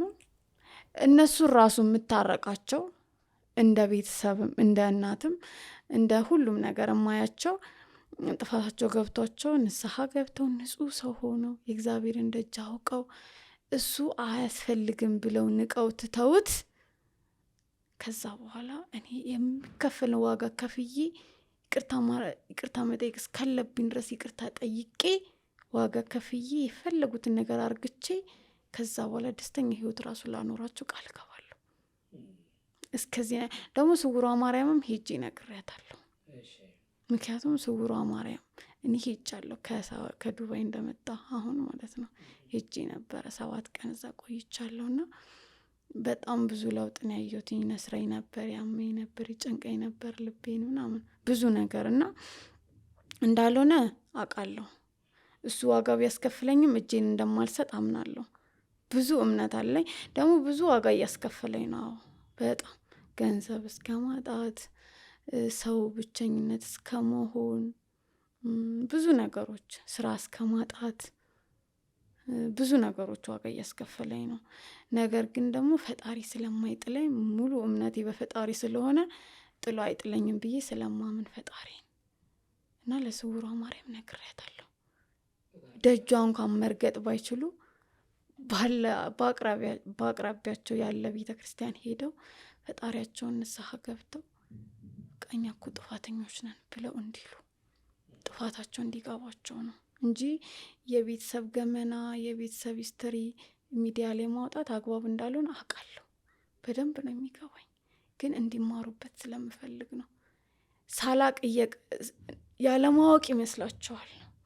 አሁን ላይ እንዲህ ዋጋ እየከፈልኩ ያለሁትኝ ሳላቅ ወይንም ደግሞ ከነሱ ስለሸሸው ይመስላቸዋል። አውቄን የሸሸሁት አውቄን የራኩትኝ እንዲገባቸውም ነው። በጣም ይገርማል። ሳውዲ ላይ እንመለስ። ፎቶሽን አይቶ አረባዊ ነው፣ የነዳጅ ድፍድፍ ሀገር ነው፣ ሪያል ዶላር የተምታታበት ነው። ሪያል ከዶላር ብዙም አይራራቅም። ለነገሩ ሀገሪቱ በጣም የገንዘብ ችግር የለባትም። እያንዳንዱ ሳውዲያዊ ከሀገሪቱ ነዳጅ እንደ ንጉሳውያኑ ባይሆንም ይደርሰዋል። ስለዚህ ኑሮ ለነሱ መዋል ማደር የሚጨነቅላቸው ነዳጁ ነው። ሀብታም ሀገር ነው። አየሽ ወደደሽ ቤተ መንግስት የሚመስል ህይወት ውስጥ ነው የአንድ ሳውዲያዊ ኑሮ። ወደዛ ህይወት ላስገባሽ ነው። ሚስቴም እንድትሆኝ እፈልጋለሁ። እናም እችን ልጅ አምጡልኝ ከኢትዮጵያ። ምን አይነት የጸይም ቆንጆ ናት ምናምን ብሎ መረጠ። ይህን ሁሉ ነው ያለው። በአረብኛ ነው የተናገረው። እኔ አማርኛው ወደዚህ አምጥሽ ዝብዬ መረጠና ወሰደሽ። ወሰደኝ። ሲወስደኝ ግን ያላቅም ነበር። ከኤርፖርት እሱ ያውቃል። ከኤርፖርት ሰራተኛውን ሳይሆን ሚስቱን ንግስቱን ነው የሚጠብቀው። ከይፍ ሀፊፍቲ አነ በሀበይኪ አነ ሞትሼ እያለ ነው የሚጠብቅሽ። እንደዚህ ነው የሚለው አረብ ሲወድ። እሱ ባል እንደሆነ አስቦ አንቺም ሚስቱ እንደሆንሽ አስቦ ነው እየጠበቀሽ ያለው ኤርፖርት። አንቺ ደግሞ ሂደሽ ስራሽ በሰራተኝነት ገብተሽ ሰርተሽ መመለስን ነው። እንዴት ነው አቀባበሉ? ቅልቅሉን ንገሪኝ እስኪ እዚህ ጋር። አቀባበሉ ደስ ይል ነበረ። አልጠበኩም ማለት ትልቅ ሰውም ስለነበረ እና እንደ ትልቅነቱና እንዲ አረብም ጥሩ ሰው አለ። ትልቅ ሰው ይወድሻል። ግን ለምንድን ነው አሁን ቅድምም አልሽኛል ቦታ ያለው ሰው ትልቅ ሰው ይወድሻል እና ምን ምክንያቱን ወይ ከጠየቅሽው ያኛውን ያልጠየቅኩት ያ ካወቀ ብዬ ነው ያልጠየቅኩት። እሺ እና ወሰደኝ። አላደርኩም ቢሮ። ሌሊት ላይ ነው የገባ ነው። ሌሊቱን መጥቶ ነው ወሰደኝ። ከዛ ያው ወሰደኝ እንደማንኛውም ትልቅ ሰው ስለሆነና ጥሩ አረብ አለ እንዴ እስከማለት ድረስ ደርሻለሁ። ጁስ ገዛልኝ፣ ሳንዶች ምናምን ገዛዛልኝ፣ ቤት አስገባኝ። ከዛ ቤት ከገባው በኋላ ቫልሲን፣ ቅባቶች፣ ሽቶች፣ ካርድ፣ ሲም ካርድ ሁሉን ነገር አዘጋጅቶ ይዞልኝ መጣ። አቤት ጥሩ ሰዎች ናቸው አልኩኝ። እሺ ልክ ሻንጣዬን አስገብቼ እሱ ቃል ይገዛዛ ሲወጣ ልጁ ነበረች። እሺ ከዛ እስክሪፕቶና ደብተር ይዘሽ ነው ያለችኝ። ከዛ መሬት ላይ ቁጭ ባያለችኝ ቁጭ አልኩኝ። በምንድን ነው እንደዚህ የምታወራሽ? ደብተርና እስክሪፕቶ ራሷ ሰጠችኝ። አረብኛ ትችያለሽ አለችኝ። አልችልም አልኳትኝ። አረብኛ ትችያለሽ የሚለውን በምንድን ነው ያለች?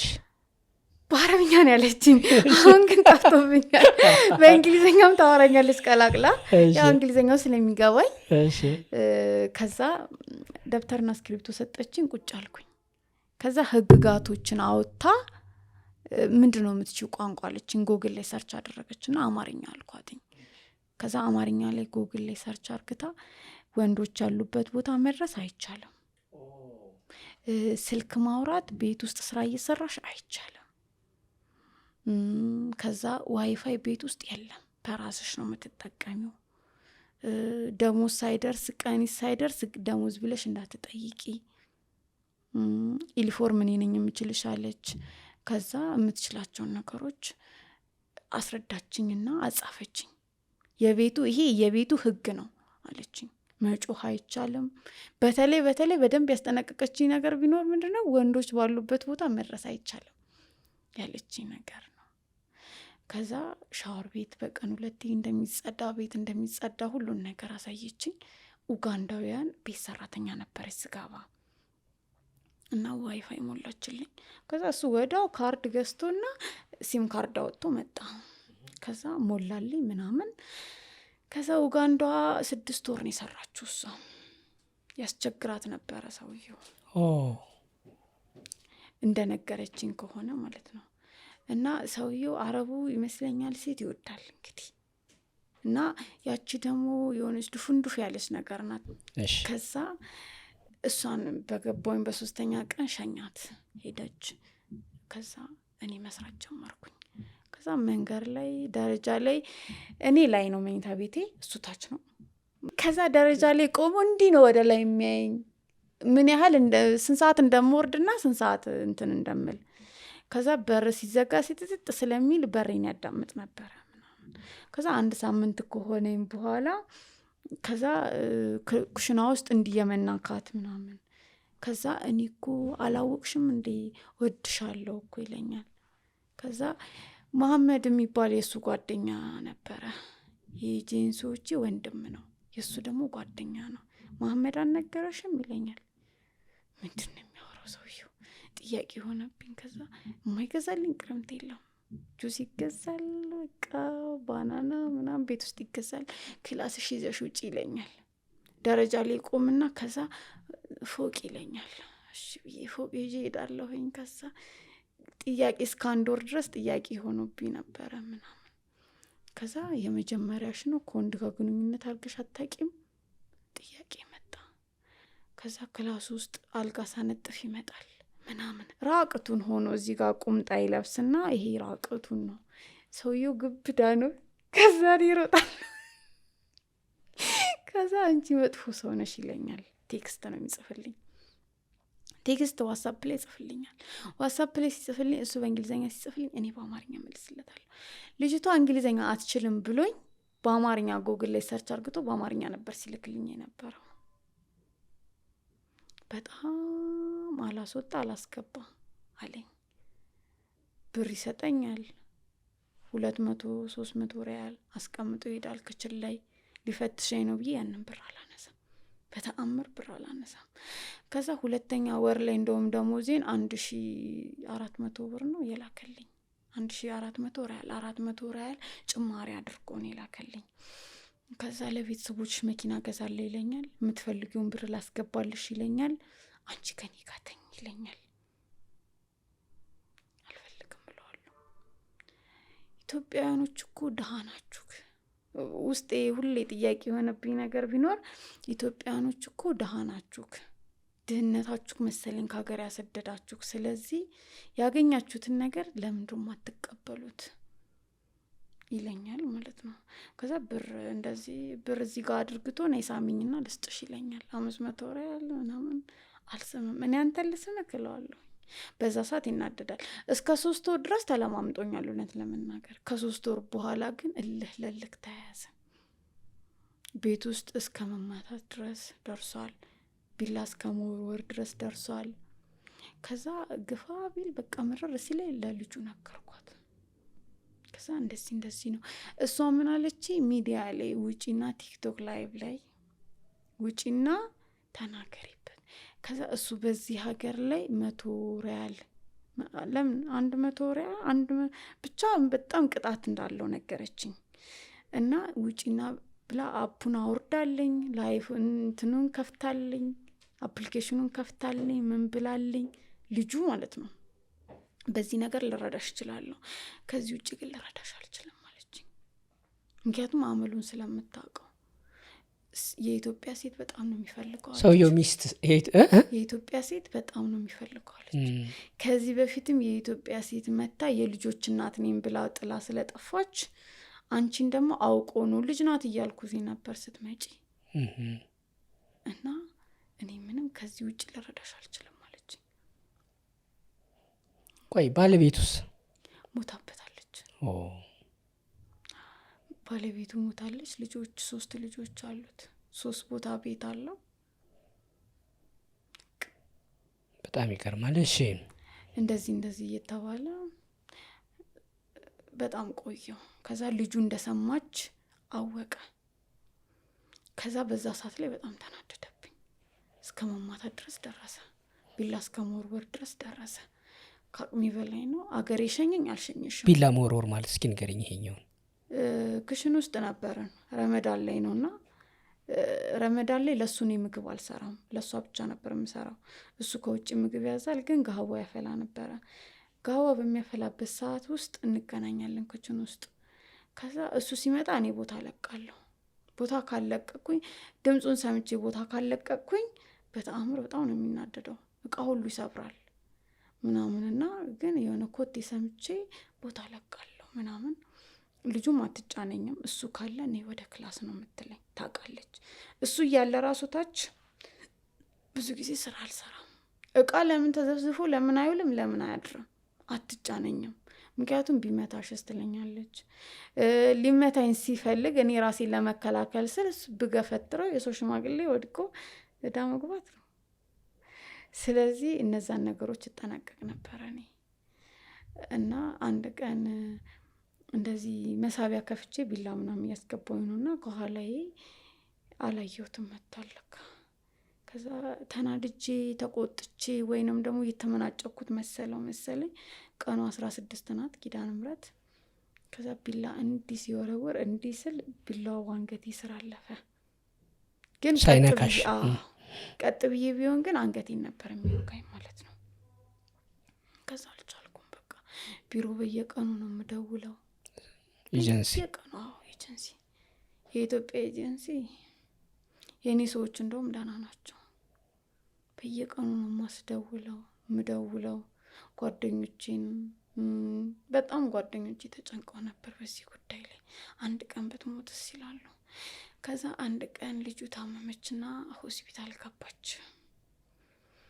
ከዛ ለ4 ቀን ያህል ማለት ነው ለ4 ቀን ያህል ቤት ውስጥ ነበርኩኝ እኔ። ታች ማውረድ አልችል፣ ቤት ማጽዳት አልችል፣ ምግብ መስራት አልችል፣ መብላት አልችል። እሱን ቁጭ ብሎ እኔን ጥበቃ ሆነ፣ እኔም እሱ እስኪወጣ ጥበቃ ሆነ። መጠባበቅ። የሚገርም እስከ 4 ቀን ድረስ ምግብ ሳልበላ ውሃ ጠጥቼ ያደርኩበት ቀን አለ። እልህ ይዞት ማለት ነው። ይመጣል፣ በር ይታገላል፣ አልከፈት ሲለው ይወርዳል። በዛ ሰዓት ቢያገኘኝ ይገለኛል ብዬ ስለማስብ ልጁ እስክትመጣ ድረስ ግዴታ ኩሽና መግባት አልነበረብኝም። ልጁ ብትመጣ እንኳን እኩል አይሆንም። ምክንያቱም ቤት ውስጥ ሰው ሲኖርና ሳይኖር እኩል አይደለም። ሊፈራት ይችላል ብዬ ስለማስብ በ5ኛ ቀን መጣች። ስትመጣ በጣም ታምሜ ነበረ። አልበላውኝም ምናምን፣ ውሃ ብቻ ነበር የምጠጣ። ከዛ እግዚአብሔር ቸር ነው አቆየኝ። በዚህ መሀል መሄድ አለብኝ ብዬ ወሰንኩኝ። ከዛ የ2 ወር ደሞዝ ነበር እሱ ጋር። ከዛ በራስሽ ነው ትኬት ምቆርጥልሽ አለኝ እንጂ በእኔ ውጪ ትኬት አልቆርጥልሽም አለኝ ማለት ነው። ከዛ መውጣት ስለምፈልግ ቁረጥ አልኩት። ከነፍሴ አይበልጥማ። ቆረጠ። ቀሪ ብሩን አስገባልኝ። ከዛ በሰላም ሸኘኝ ማለት ነው። መጣሁ ሀገሬ ገባሁኝ። ህዳር 9 ሄድኩኝ። ግንቦት 23 ገባሁ። ከዛ መጥቼ ግን ቤተሰብ ጋር አልታየሁኝም። ቤተሰብ ጋር አልቀረብኩም። መጥቼ ሰው ቤት ነው የገባሁት። ምክንያቱም ቤተሰብ ጋር ብሄድ ለዛ ለሚከፈለው ብር ስላልከፈልኩኝ እሱ ነው እንዲዋጋ ያስከፈላት ብለው ስለሚሉኝ አቅሜን ስለሚሰብሩት ብዬ ደካማ ናት እንዳይሉኝ፣ አትረባም እንዳይሉኝ፣ ሰነፍ ናት እንዳይሉኝ ሰው ማግኘት እየፈለግኩኝ ሰው ሳላገኝ ቤተክርስቲያን እየናፈቀኝ ቤተክርስቲያን ሳልሄድ 3 ወር ከ10 ቀን ሰው ቤት ተቀመጥኩኝ። ከዛ ድጋሚ ፕሮሰስ ጀመርኩኝ የአረብ ሀገር ማለት ነው። ምክንያቱም መስራት ስላለብኝና መለወጥ ስላለብኝ ማለት ነው። እነሱ ድክመቴን ነው እየጠበቁ ያሉት፣ መታመሜን፣ ማበዴን፣ ጤና ማጣቴን እየጠበቁ ነበረ። እኔ ግን ምንድነው ብርታቴን ማሳየት ፈለግኩኝ። ከዛ ብርታቴን ማሳየት ፈለግኩኝ። ያለኝ አማራጭ ምንድነው? ድጋሚ ፕሮሰሱን ጀምሬ መሄድ። ድጋሚ ፕሮሰሱን ሲጀምር የገባውበት ቤት ሙስሊሞች ናቸው እና እንደፈለግኩ። የት ማለት ነው? እዚሁ ቦሌ። እሺ ቦሌ አካባቢ ነበርኩኝና ሙስሊሞች ናቸው፣ ደህና ሰዎች ናቸው። የደላሎቼ ቤተሰብ ቤት ነው የገባሁትኝ። በፊት ወደ ሳውዲ ላኩኝ ሰዎች ቤተሰብ። ምክንያቱም ዘመድ ጋር ከመጣሁኝ ዘመድ ሊሰማ ሆነ። በፊት የነበርኩባቸው ቤት እንዳልመጣ እነሱም ሊያቁብኝ ሆነ እና ድክመትን እጅ መስጠትን አልፈለኩም ማለት ራሴ ማበርታት ስለነበረብኝና በነገሮቹ መውደቅ አልፈለኩኝም ማለት ነው። ከዛ እየሰራሁኝ ፕሮሰስ ጀመርኩኝ። ፕሮሰስ ጀመርኩኝ። አሁንም ወዲያው ተመረጥኩኝ። ዱባይ ላይ አልቆየሁኝም። ቤት የነበርኩባቸው ሰዎች እናታቸው ታማሚ ነበረችና በዚህ መሀል እነሱን ለማስታመም እነሱን ለማገዝ ብዬ የመጀመሪያ ቪዛዬን ራሴ አቃጠልኩት። ትንሽ ልቆይ ላገዛቸው ብዬ ማለት ነው። በዚህ መሀል ላይ እግሬን ተሰበርኩኝ፣ ጉልበቴን። እዛ በጣም መንቀሳቀስ አቃተኝ፣ መስራት አልችል። ሰው ቤት ነው እንግዲህ እግሬን መዘርጋት አልችል፣ መነሳት አልችል እና በጣም ከአቅሜ በላይ ሆነ። እንግዳ በጣም የሚበዛው፣ ታማሚ ጠያቂ ይመጣል እና ቤት ውስጥ ያለው ሰራተኛ እኔ ነኝ። ግዴታ መስራት አለብኝ። ደግሞ ህመሙም አለ። ከዛ ይከፋኝ ነበረ በጣም። ከሰው ሀገር ከዛ ስቃቀም መጥቼ እናቴ ቤት ነበረ ማረፊ ነበረብኝ። እናቴ ቤት ኖር ምናምን ነበር ይሰማኝ ነበር እንደ ማንኛውም ሰው ማለት ነው። ግን ደግሞ መጠንከር ስላለብኝ ስሜቴን አላዳምጠውም ነበረ። በመዝሙሮች በምኖች ምናምን አሳልፍ ነበርና እዛ ቤት ላይ ሃይማኖት ላይ አለ። እነሱ ሙስሊሞች ናቸው፣ እኔ ኦርቶዶክስ ነኝ እና ጸሎት ማድረግ አትችልም። ሲከፋክ የሆነ መዝሙር ማዳመጥ አትችልም ምናምን ብዙ ነገሮች ነበሩ። ግን እንደዛም ሆኖ ደግሞ እግዚአብሔር ይመስገን ነው። ይሄን አሁን ኢትዮጵያ ሁሉም የሚኖርበት ሀገር ስለሆነ ብዬ ነው። ኢትዮጵያዊ ስለሆኑ ኢትዮጵያዊ ናቸው። ከልክላዎች ነው አንቺ? አይ ራሴ ይደብረኛል በሰው ቤት መዝሙር መክፈት ብለሽ ምናምን። ለዛ ከዛ ጀመርኩኝ። ምን አልኩኝ፣ ፓስፖርቴ ጊዜ ሊያልቅ ትንሽ ቀን ቀረው። ፓስፖርቴ እድሳት ያስፈልገዋል። ለፓስፖርት ማሳደሻ ብዬ ብር ከፍዬ ፓስፖርቴ ሳይታደስ ቀረ ማለት ነው። በዚህ መሀል 5 ቀን ብቻ ቀረው። ቪዛዬ መጥቷል፣ አልቋል፣ ምን ብሏል፣ ልሄድ ነው። ግን ያለችኝ ቀን 5 ቀን ናት። እኔ ፓስፖርቴ ታድሷል ብዬ ነው። 5 ቀን ኖሮት ያሳልፋል የሚለውን ነገር አላቅም። ከ6 ወር በታች ወደ ዱባይ አያሳልፍም የሚለውን ነገር ነው የማውቀው። ከዛ የሚከፈለውን ከፍዬ ብቻዬን ማንንም ሰው ሳላገኝ እነሱ ናቸው የሸኙኝ። ከዛ እግዚአብሔር ይመስገን 5 ቀን ያለው አርብ ሆኖ በረራዬ ፓስፖርት የሚያልቀው ማክሰኞ ዕለት ነበረ።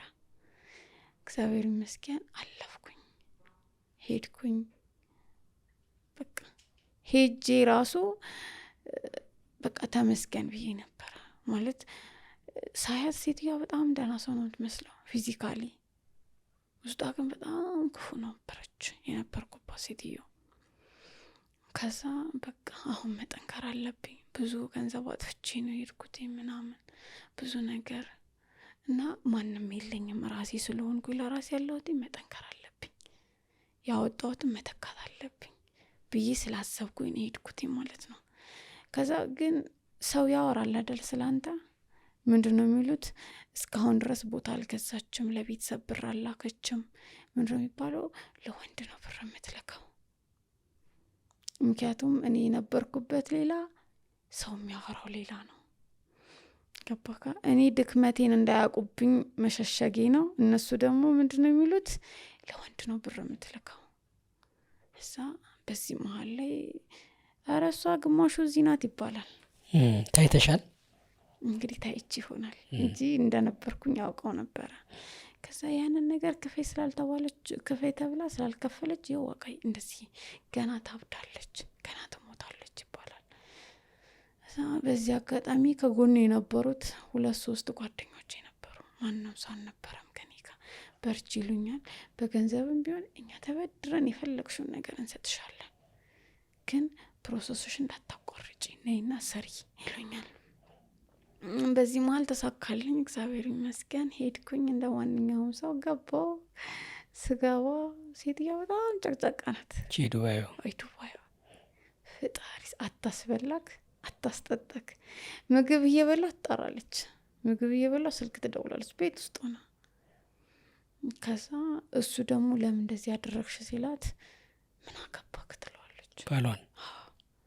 በዚህ መሃል 3 ወር ሰራው ከዛ 3 ወር ሰርቼ 4ኛ ወር ላይ ሌሊት ስተኛ በር ይንኳኳል ከዛ ከፈች ብር እንሰጥሻለን ይሉኛል በአረብኛ ይሄን የሚልሽ ማን ነው የሰውየው ወንድሞች ግቢ ውስጥ ይገባሉ ሰውየው ይሁን አባቱም ይሁን አላቅም እዛ አካባቢ አንድ ህብረተሰብ ነው የሚኖረው አላይን ይባላል ዱባይ ላይና እናት አባት እህት ወንድም አንድ አካባቢ ላይ ነው የሚኖሩትና ግን ያው መስራት ስላለብኝ ግን እዛ ቤት ረጅም ጊዜ እንደማልቆይ ግን ውስጤ ይነግረኝ ነበር ምክንያቱም ጭቅጭቅ ነው መታመም አለ ምን አለ ትንሽ ጊዜ ሰርቼ ወጪን እንኳን መልሼ ሌላ ቤት እቀይራለሁ ብዬ አሰብኩኝ ማለት ነው ከዛ በዚህ መሃል እንዱ እየተባባልን ፓስፖርቴንም ሰውየው ስላሳደሰልኝ ጥሩ ሰውዬ ስለነበረ በራሴ ብርም ቢሆን ፓስፖርት የሚያሳድስ የለም ምናምን እና ብዙ ልጆች ጥፊ ብለው ነበር እዛ ቤት ግን መጥፋቱን አልፈለኩትም ጠፍቼም ደግሞ በጣም ከባድ ነው የሚሆነው ምናምን በዚህ መሃል 5 ወር ሰርቼ ረመዳን ሊገባ 20 ቀን ሲቀረው ወደ አገርሽ ልሸኝሽ ነው አለችኝ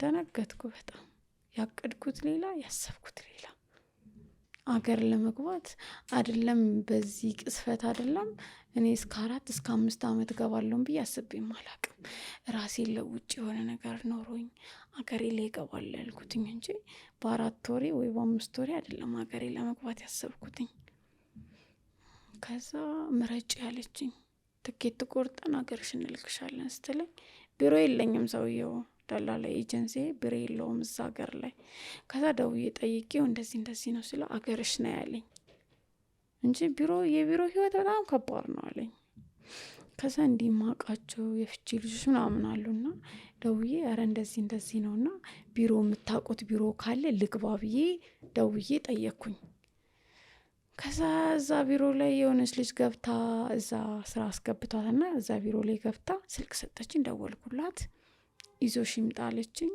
አወራቸው ይዞኝ ሄደ ሰውየው ጥሩ ሰው ነው አገርሽ መላክ ግዴታ አለብኝ አለ ነገር ግን መስራት አለብኝ ብለሽ ስላሰብሽ አላስገድድሽም እሺ ብሎ ይዞኝ ሄደ ቢሮ ይዞኝ ሲያስረክበኝ ኢቃማ ስላለኝና አይዲ ካርድ ስለነበረኝ ሰውየው ለሴትዮዋ ሲሰጠኝ ሴትዮዋ ለሰውየው ብር ተከፍለዋለች። ገርም ነው። እሺ ከዛ የኔ ብር የተከፈለው 1500 ድርሃም ነበረ። ከዛ 1500 ድርሃም ተከፈለው። እዛ አስረከበኝ። ሄደሱ በቃ ፈረምኩኝ። ቢሮዋን ፈረመች። ከሱ ጭንቅላት ላይ ወረድኩኝ ማለት ነው። እዛ ቢሮ ላይ ስራ የለም። ከዛ አንድ ክላስ ቤት ውስጥ ነው ተፋፍገን አንድ ፍራሽ ላይ ለሁለት አንድ አንሶላ ለሁለት ለብሰን ነው የምናድረው። ከዛ ቢሮ እንሄዳለን። ዩኒፎርም ትለብሳለህ። ከዛ ከላይ ስከርት አድርጋለህ ትቀመጣለህ። ከዛ አንድ መዳም ስትመጣ የምትችለውን ነገር ለመናገር ሰልፍ ትይዛለህ። እንደ ማንኛውም በግና ፍየል ስትገዛ መርጠሃር ለምትገዛው ወፍራምና ከሳ ያለ ልክ እሱም እነሱም እንደዛ እያዩ ነበረ ሲወስዱ የነበረው ማለት ነው። እኔ አላቅም። ቢሮ ተገብቶ ከ28 ቀን በኋላ ቀራማ አለ የሚባል ነገር አላቅም። ከ28 ቀን በኋላ ከሲስተም ላይ ትወጣለህ። ግዴታ ለመንግስት ከፍለ ነው የምትኖረው። የመጀመሪያ ቀን 150 ድርሃም ከዛ ፓስፖርትሽ ጥለሽ አይደል የወጣሽው? እሺ ነው የወጣሁት። ሰጡሽ? አዎ አይዲ ካርድ ሁሉን ነገር ሰጥተውኝ ነው የወጣሁት። መኖሪያ ፈቃድሽን? አዎ። መጨረሻ ላይ ምን ሆነ እሱ? መጨረሻ ላይ የዱባይ ቆይታሽ ማለት ነው። ከ28 ቀን በኋላ ቀራማ መግባት ስለነበረብኝ ቀራማ ገባሁኝ። ስራ የለም። ትኬቴን ቆርጬ ሀገር ገባሁ። ቀራማ ማለት ቪዛሽ ካለቀ በኋላ በየቀኑ የምትከፊው 50 ድርሃም ወይ እንደዛ ማለት ነው። በጣም ይገርማል። አሁን ይሄን በዚህ ምክንያት ዞሮሽ መጣሽ። ቅድም ይሄን ካልከፈልሽ እንዲህ ያረጋዋለሁ ያለሽ ነበር። ይሄን ሁሉ አሁን ማልፈሽም አንቺ መታመንሽ በማን ነው? በእግዚአብሔር ነው። ይሄ ነው። እነሱ ደግሞ ይሄን ስላልከፈለች ይላሉ። አሁንም ብዙ ማለት እስከ መሞት ሁሉ ነው የሚጠብቁት። እስከ እንድትሞች ሁሉ ሞትሽን ሁሉ ይጠብቃሉ። ትሞች ብሏቸዋል ማለት ነው። በቃ እሱ ስላላቸው በሱ ስለሚያምኑ ትሞታለች ወይ ታብዳለች ብለው ነው የሚጠብቁት። ይገርም ነው። እኔ ግን እግዚአብሔር ይመስገን ሙሉ ጤነኛ ነኝ። ሲምባ አስጎብኝና የጉዞ ወኪል ወደ ቱርክና አርሜኒያ ልዩ ጉብኝት አዘጋጅቶ ቀኑንም ዋጋውንም ቆርጧል። ከግንቦት 19 እስከ 30 ዓመተ ምህረቱ በእኛ ነው። ቱርክ ላይ እመብርሃን እነኋት እናትህ ከተባለው ከቅዱስ ዮሐንስ ጋር 15 ዓመታት የቆየችበትን ቤት ቅዱስ ጳውሎስ ምርጡ ዕቃ በኤፌሶን የአሁኑ መስጊድ የያኔዋ ቤተክርስቲያን ሀጊያ ሶፊያና ሌሎች ቅዱሳት ስፍራዎችን አየት ጎብኘት አድርገን ከነበረከታችን ወደ አርሜኒያ ቅድስት አርሴማ ሰማዕትነት የተቀበለችበት አጽሟም ያረፈበትን ገዳም እየተሳለምንና ሌሎች ቅዱሳት ስፍራዎችን ለ5 ቀናት እንጎበኛለን። ለሾፒንግ በሉት ለሸመታ በኢስታንቡል ይችላሉ። ኪሶን ይጭነቀው።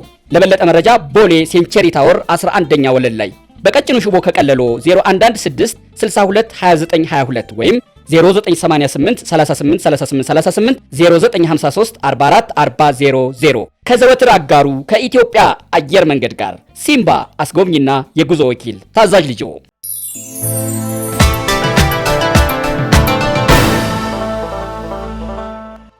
በጣም የሚገርም ነው። ያው የጊዜ ጉዳይ ስለሆነ ነው እንጂ ቆንጆ ታሪክሽን አሁን ይሄን ታሪክሽን ሰማን።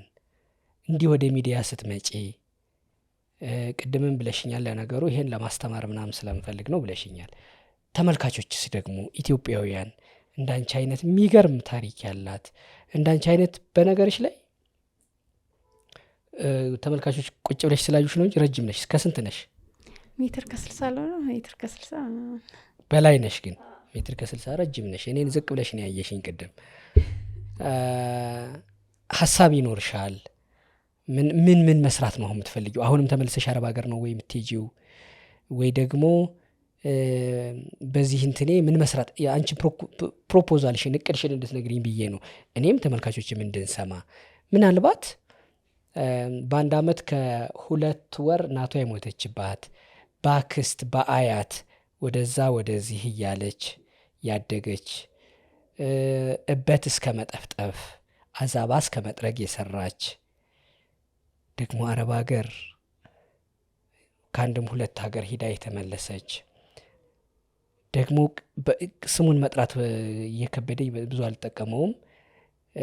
ከሌላ አንቺ ከምታምኝበት እምነት ውጭ በሆነ ቦታ በባዕድ አምልኮ ቤት ተሄደሽ አንቺ ሳታምኝበት ሰው ስለ አንቺ ሄዶ እንዲህ ትሁን ተብለሽ አሁን ህይወቷን አስሬዋለሁ እንዲህ አንቺ ግን መታመኔ በእግዚአብሔር ነው እኔ በሱ ብለሽ በዚህ ያለሽ እምነት ጽናትሽ በጣም ይገርመኛል። ይህን ሁሉ የምታልፍ ቀላል ሴት አይደለሽም። ደግሞ ቁጥር እንጥራ ቢባል 22 ዓመትሽ ነው፣ ልጅ ነሽ። ተስፋ ግን ደግሞ ይኖርሻል። ይሄ ሁሉ ያለፍሽው እርካብሽ ይሆንና ደረጃ ይሆንና አሁን ደግሞ ወደምትፈልጊው ነገር ልትወጭ ትችይ ይሆናል። ዛሬ እዚህ ሚዲያ ላይ እንደዚህ ቀርበን የምናወራው ሺዎች የሚከታተሉን ታሪክ ስላለሽ ነው። ያለፍሽበት መንገድ ስለሚገርም ነው።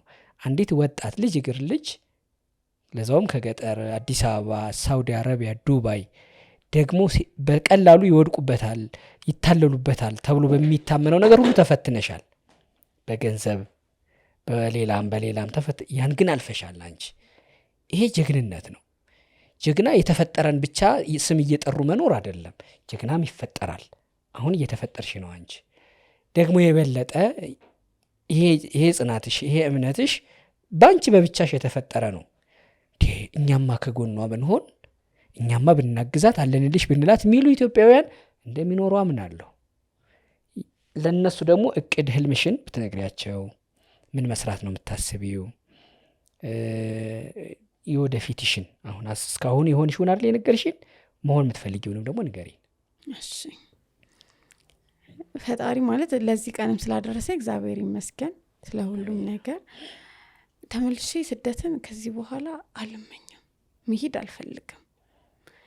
የሚሄዱትን ሰዎች ራሱ እንደኔ አይነት እህቶችን ብችል ባስቀራቸው ደስ ይለኛል እና እዚህ ሀገሬ ላይ መስራት ነው የምፈልገው። ቤተ ክርስቲያን ላይ መስራት እፈልጋለሁ። የቤተ ክርስቲያን አገልጋይ መሆን በጣም ነው የምፈልገው። በምን ማገልገል? በምን መዘምራን መሆን እፈልግ ነበር። ድምጿ አለሽ? ትዘምሪያለሽ? በፊት እዘምር ነበር። ኧረ እባክሽ። እንደ ህፃናት ነው እንደ ዘማሪ? እንደ ህፃናት። እና ምን የሚለው መዝሙር ትዘምሪ ነበር ልጅ እያለሽ? ልጅ እያለሁ ድንግልናቴ የሚለው በጣም ነበር የምወደው። ድንግልናቴ የሚል ይህን መዝሙር ነው ያለው። የትኛው ነው? ድረሽልኝ ከጎኔ ሁኚ ምናምን የሚለው መዝሙር፣ እሱም በጣም ነው የምወደው።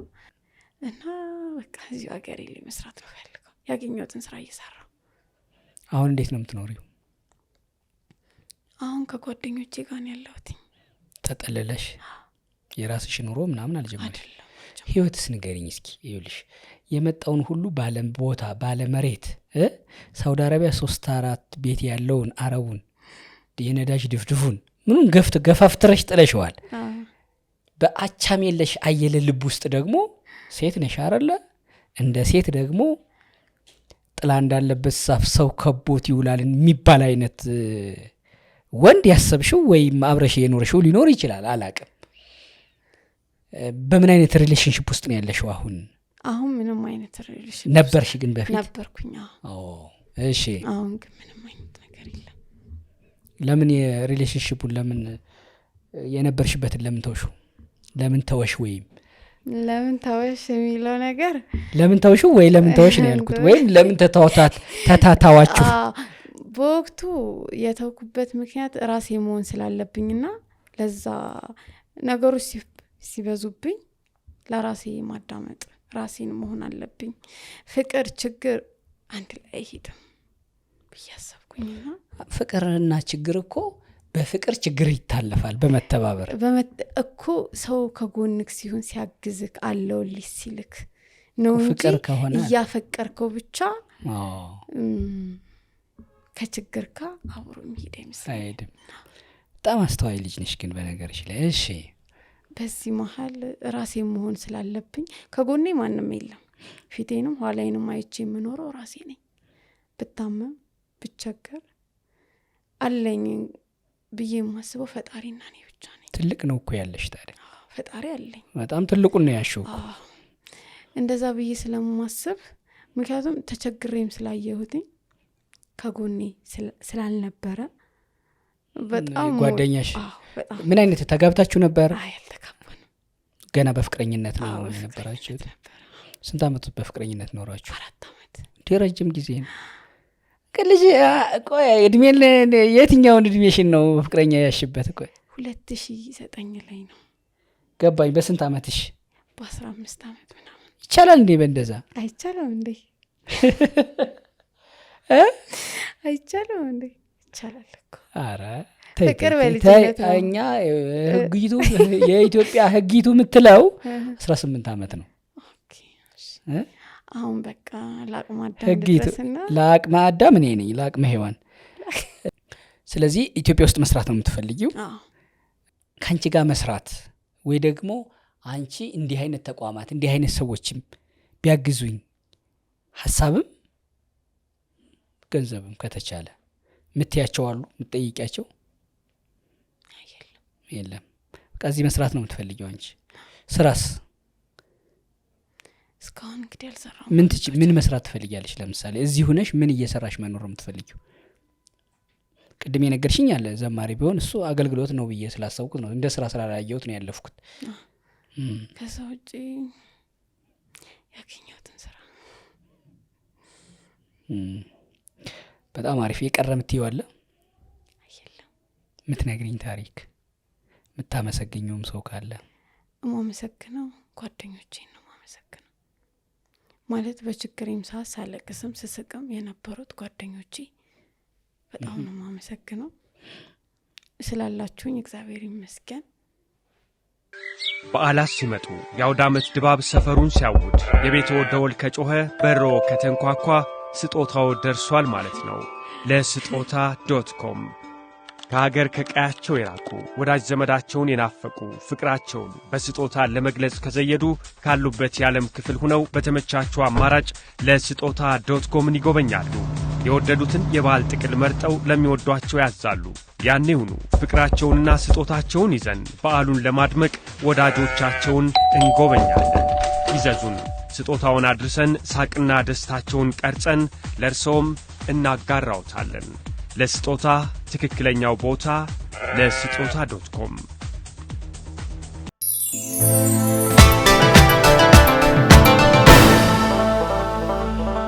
በጣም ነው ማመሰግንሽ አቻሜለሽ አየለ። በጣም ታሪክሽ አስተማሪ ነው። የወጣሽ የወረርሽበት ደግሞ ይበልጥ እንዲያስተምር የበለጠ ማማ ላይ የበለጠ ቆጥ ላይ ወተሽ እንይሽ። ያኔ ደግሞ ለስኬትሽ ብዙ ነገር ምንል ይመስለኛል። ምክንያቱም አያያዝሽ በጣም ቀላል አይደለም። በጣም በጣም በጣም ጎበዝ ነሽ፣ ጠንካራ ነሽ ደግሞ እሱን በርችልኝ። ለዛሬ ግን ታሪክሽን ስለነገርሽኝ በጣም ብዙ ነገሮችን ያነሳሽልኝ ጎበዝ፣ በርትተሽ አልፈሽዋል። ወደፊት ደግሞ ይበልጥ ታልፊዋለሽ። መልካም ቀን፣ መልካምም እድል። አቻሜለሽ። እኔም በጣም ነው ማመሰግነው። ምንም አይደለም። ኑርልኝ፣ ከስርልኝ። አሜን። እግረኛው ፖድካስት እንዲህ አይነት ታሪኮች ሌሎችም ይቀርቡበታል። ከስር ያለው ስልክ ያገናኘናል። በስነ አእምሮ በስነ ልቦና ባለሙያዎችም እየታገዝን የእንዲህ አይነት በስነ አእምሮ በስነ ልቦና ባለሙያዎች ሊሰፋ ደግሞም ልትመከሩ የምትችሉበት ታሪክ ካለ የሆነ ቦታው የታሪካችሁ አካል የተቀደደ የመሰላችሁ ካለ ኑ ይሰፉታል። እንዲህ አይነት ባለሙያዎች አሉን። እኛም እንተጋለን ለዚህ። ማስታወቂያ፣ ምርትና አገልግሎት ማስተዋወቅም ካሰባችሁ ለዚህ ሁሉ እግረኛው ሚዲያ እና እግረኛው ፖድካስት ተግቶ ይሰራል። ከስር ያለው ስልክ ያገናኘናል። እኔ አቻሜለሽ አየለን አመሰግናለሁ። እኔም በጣም ነው ማመሰግናለሁ። እሷም ታመሰግናለች። እናንተ ደግሞ ስለተከታተላችሁና ስላያችሁን እናመሰግናለን። ደህና ዋሉ።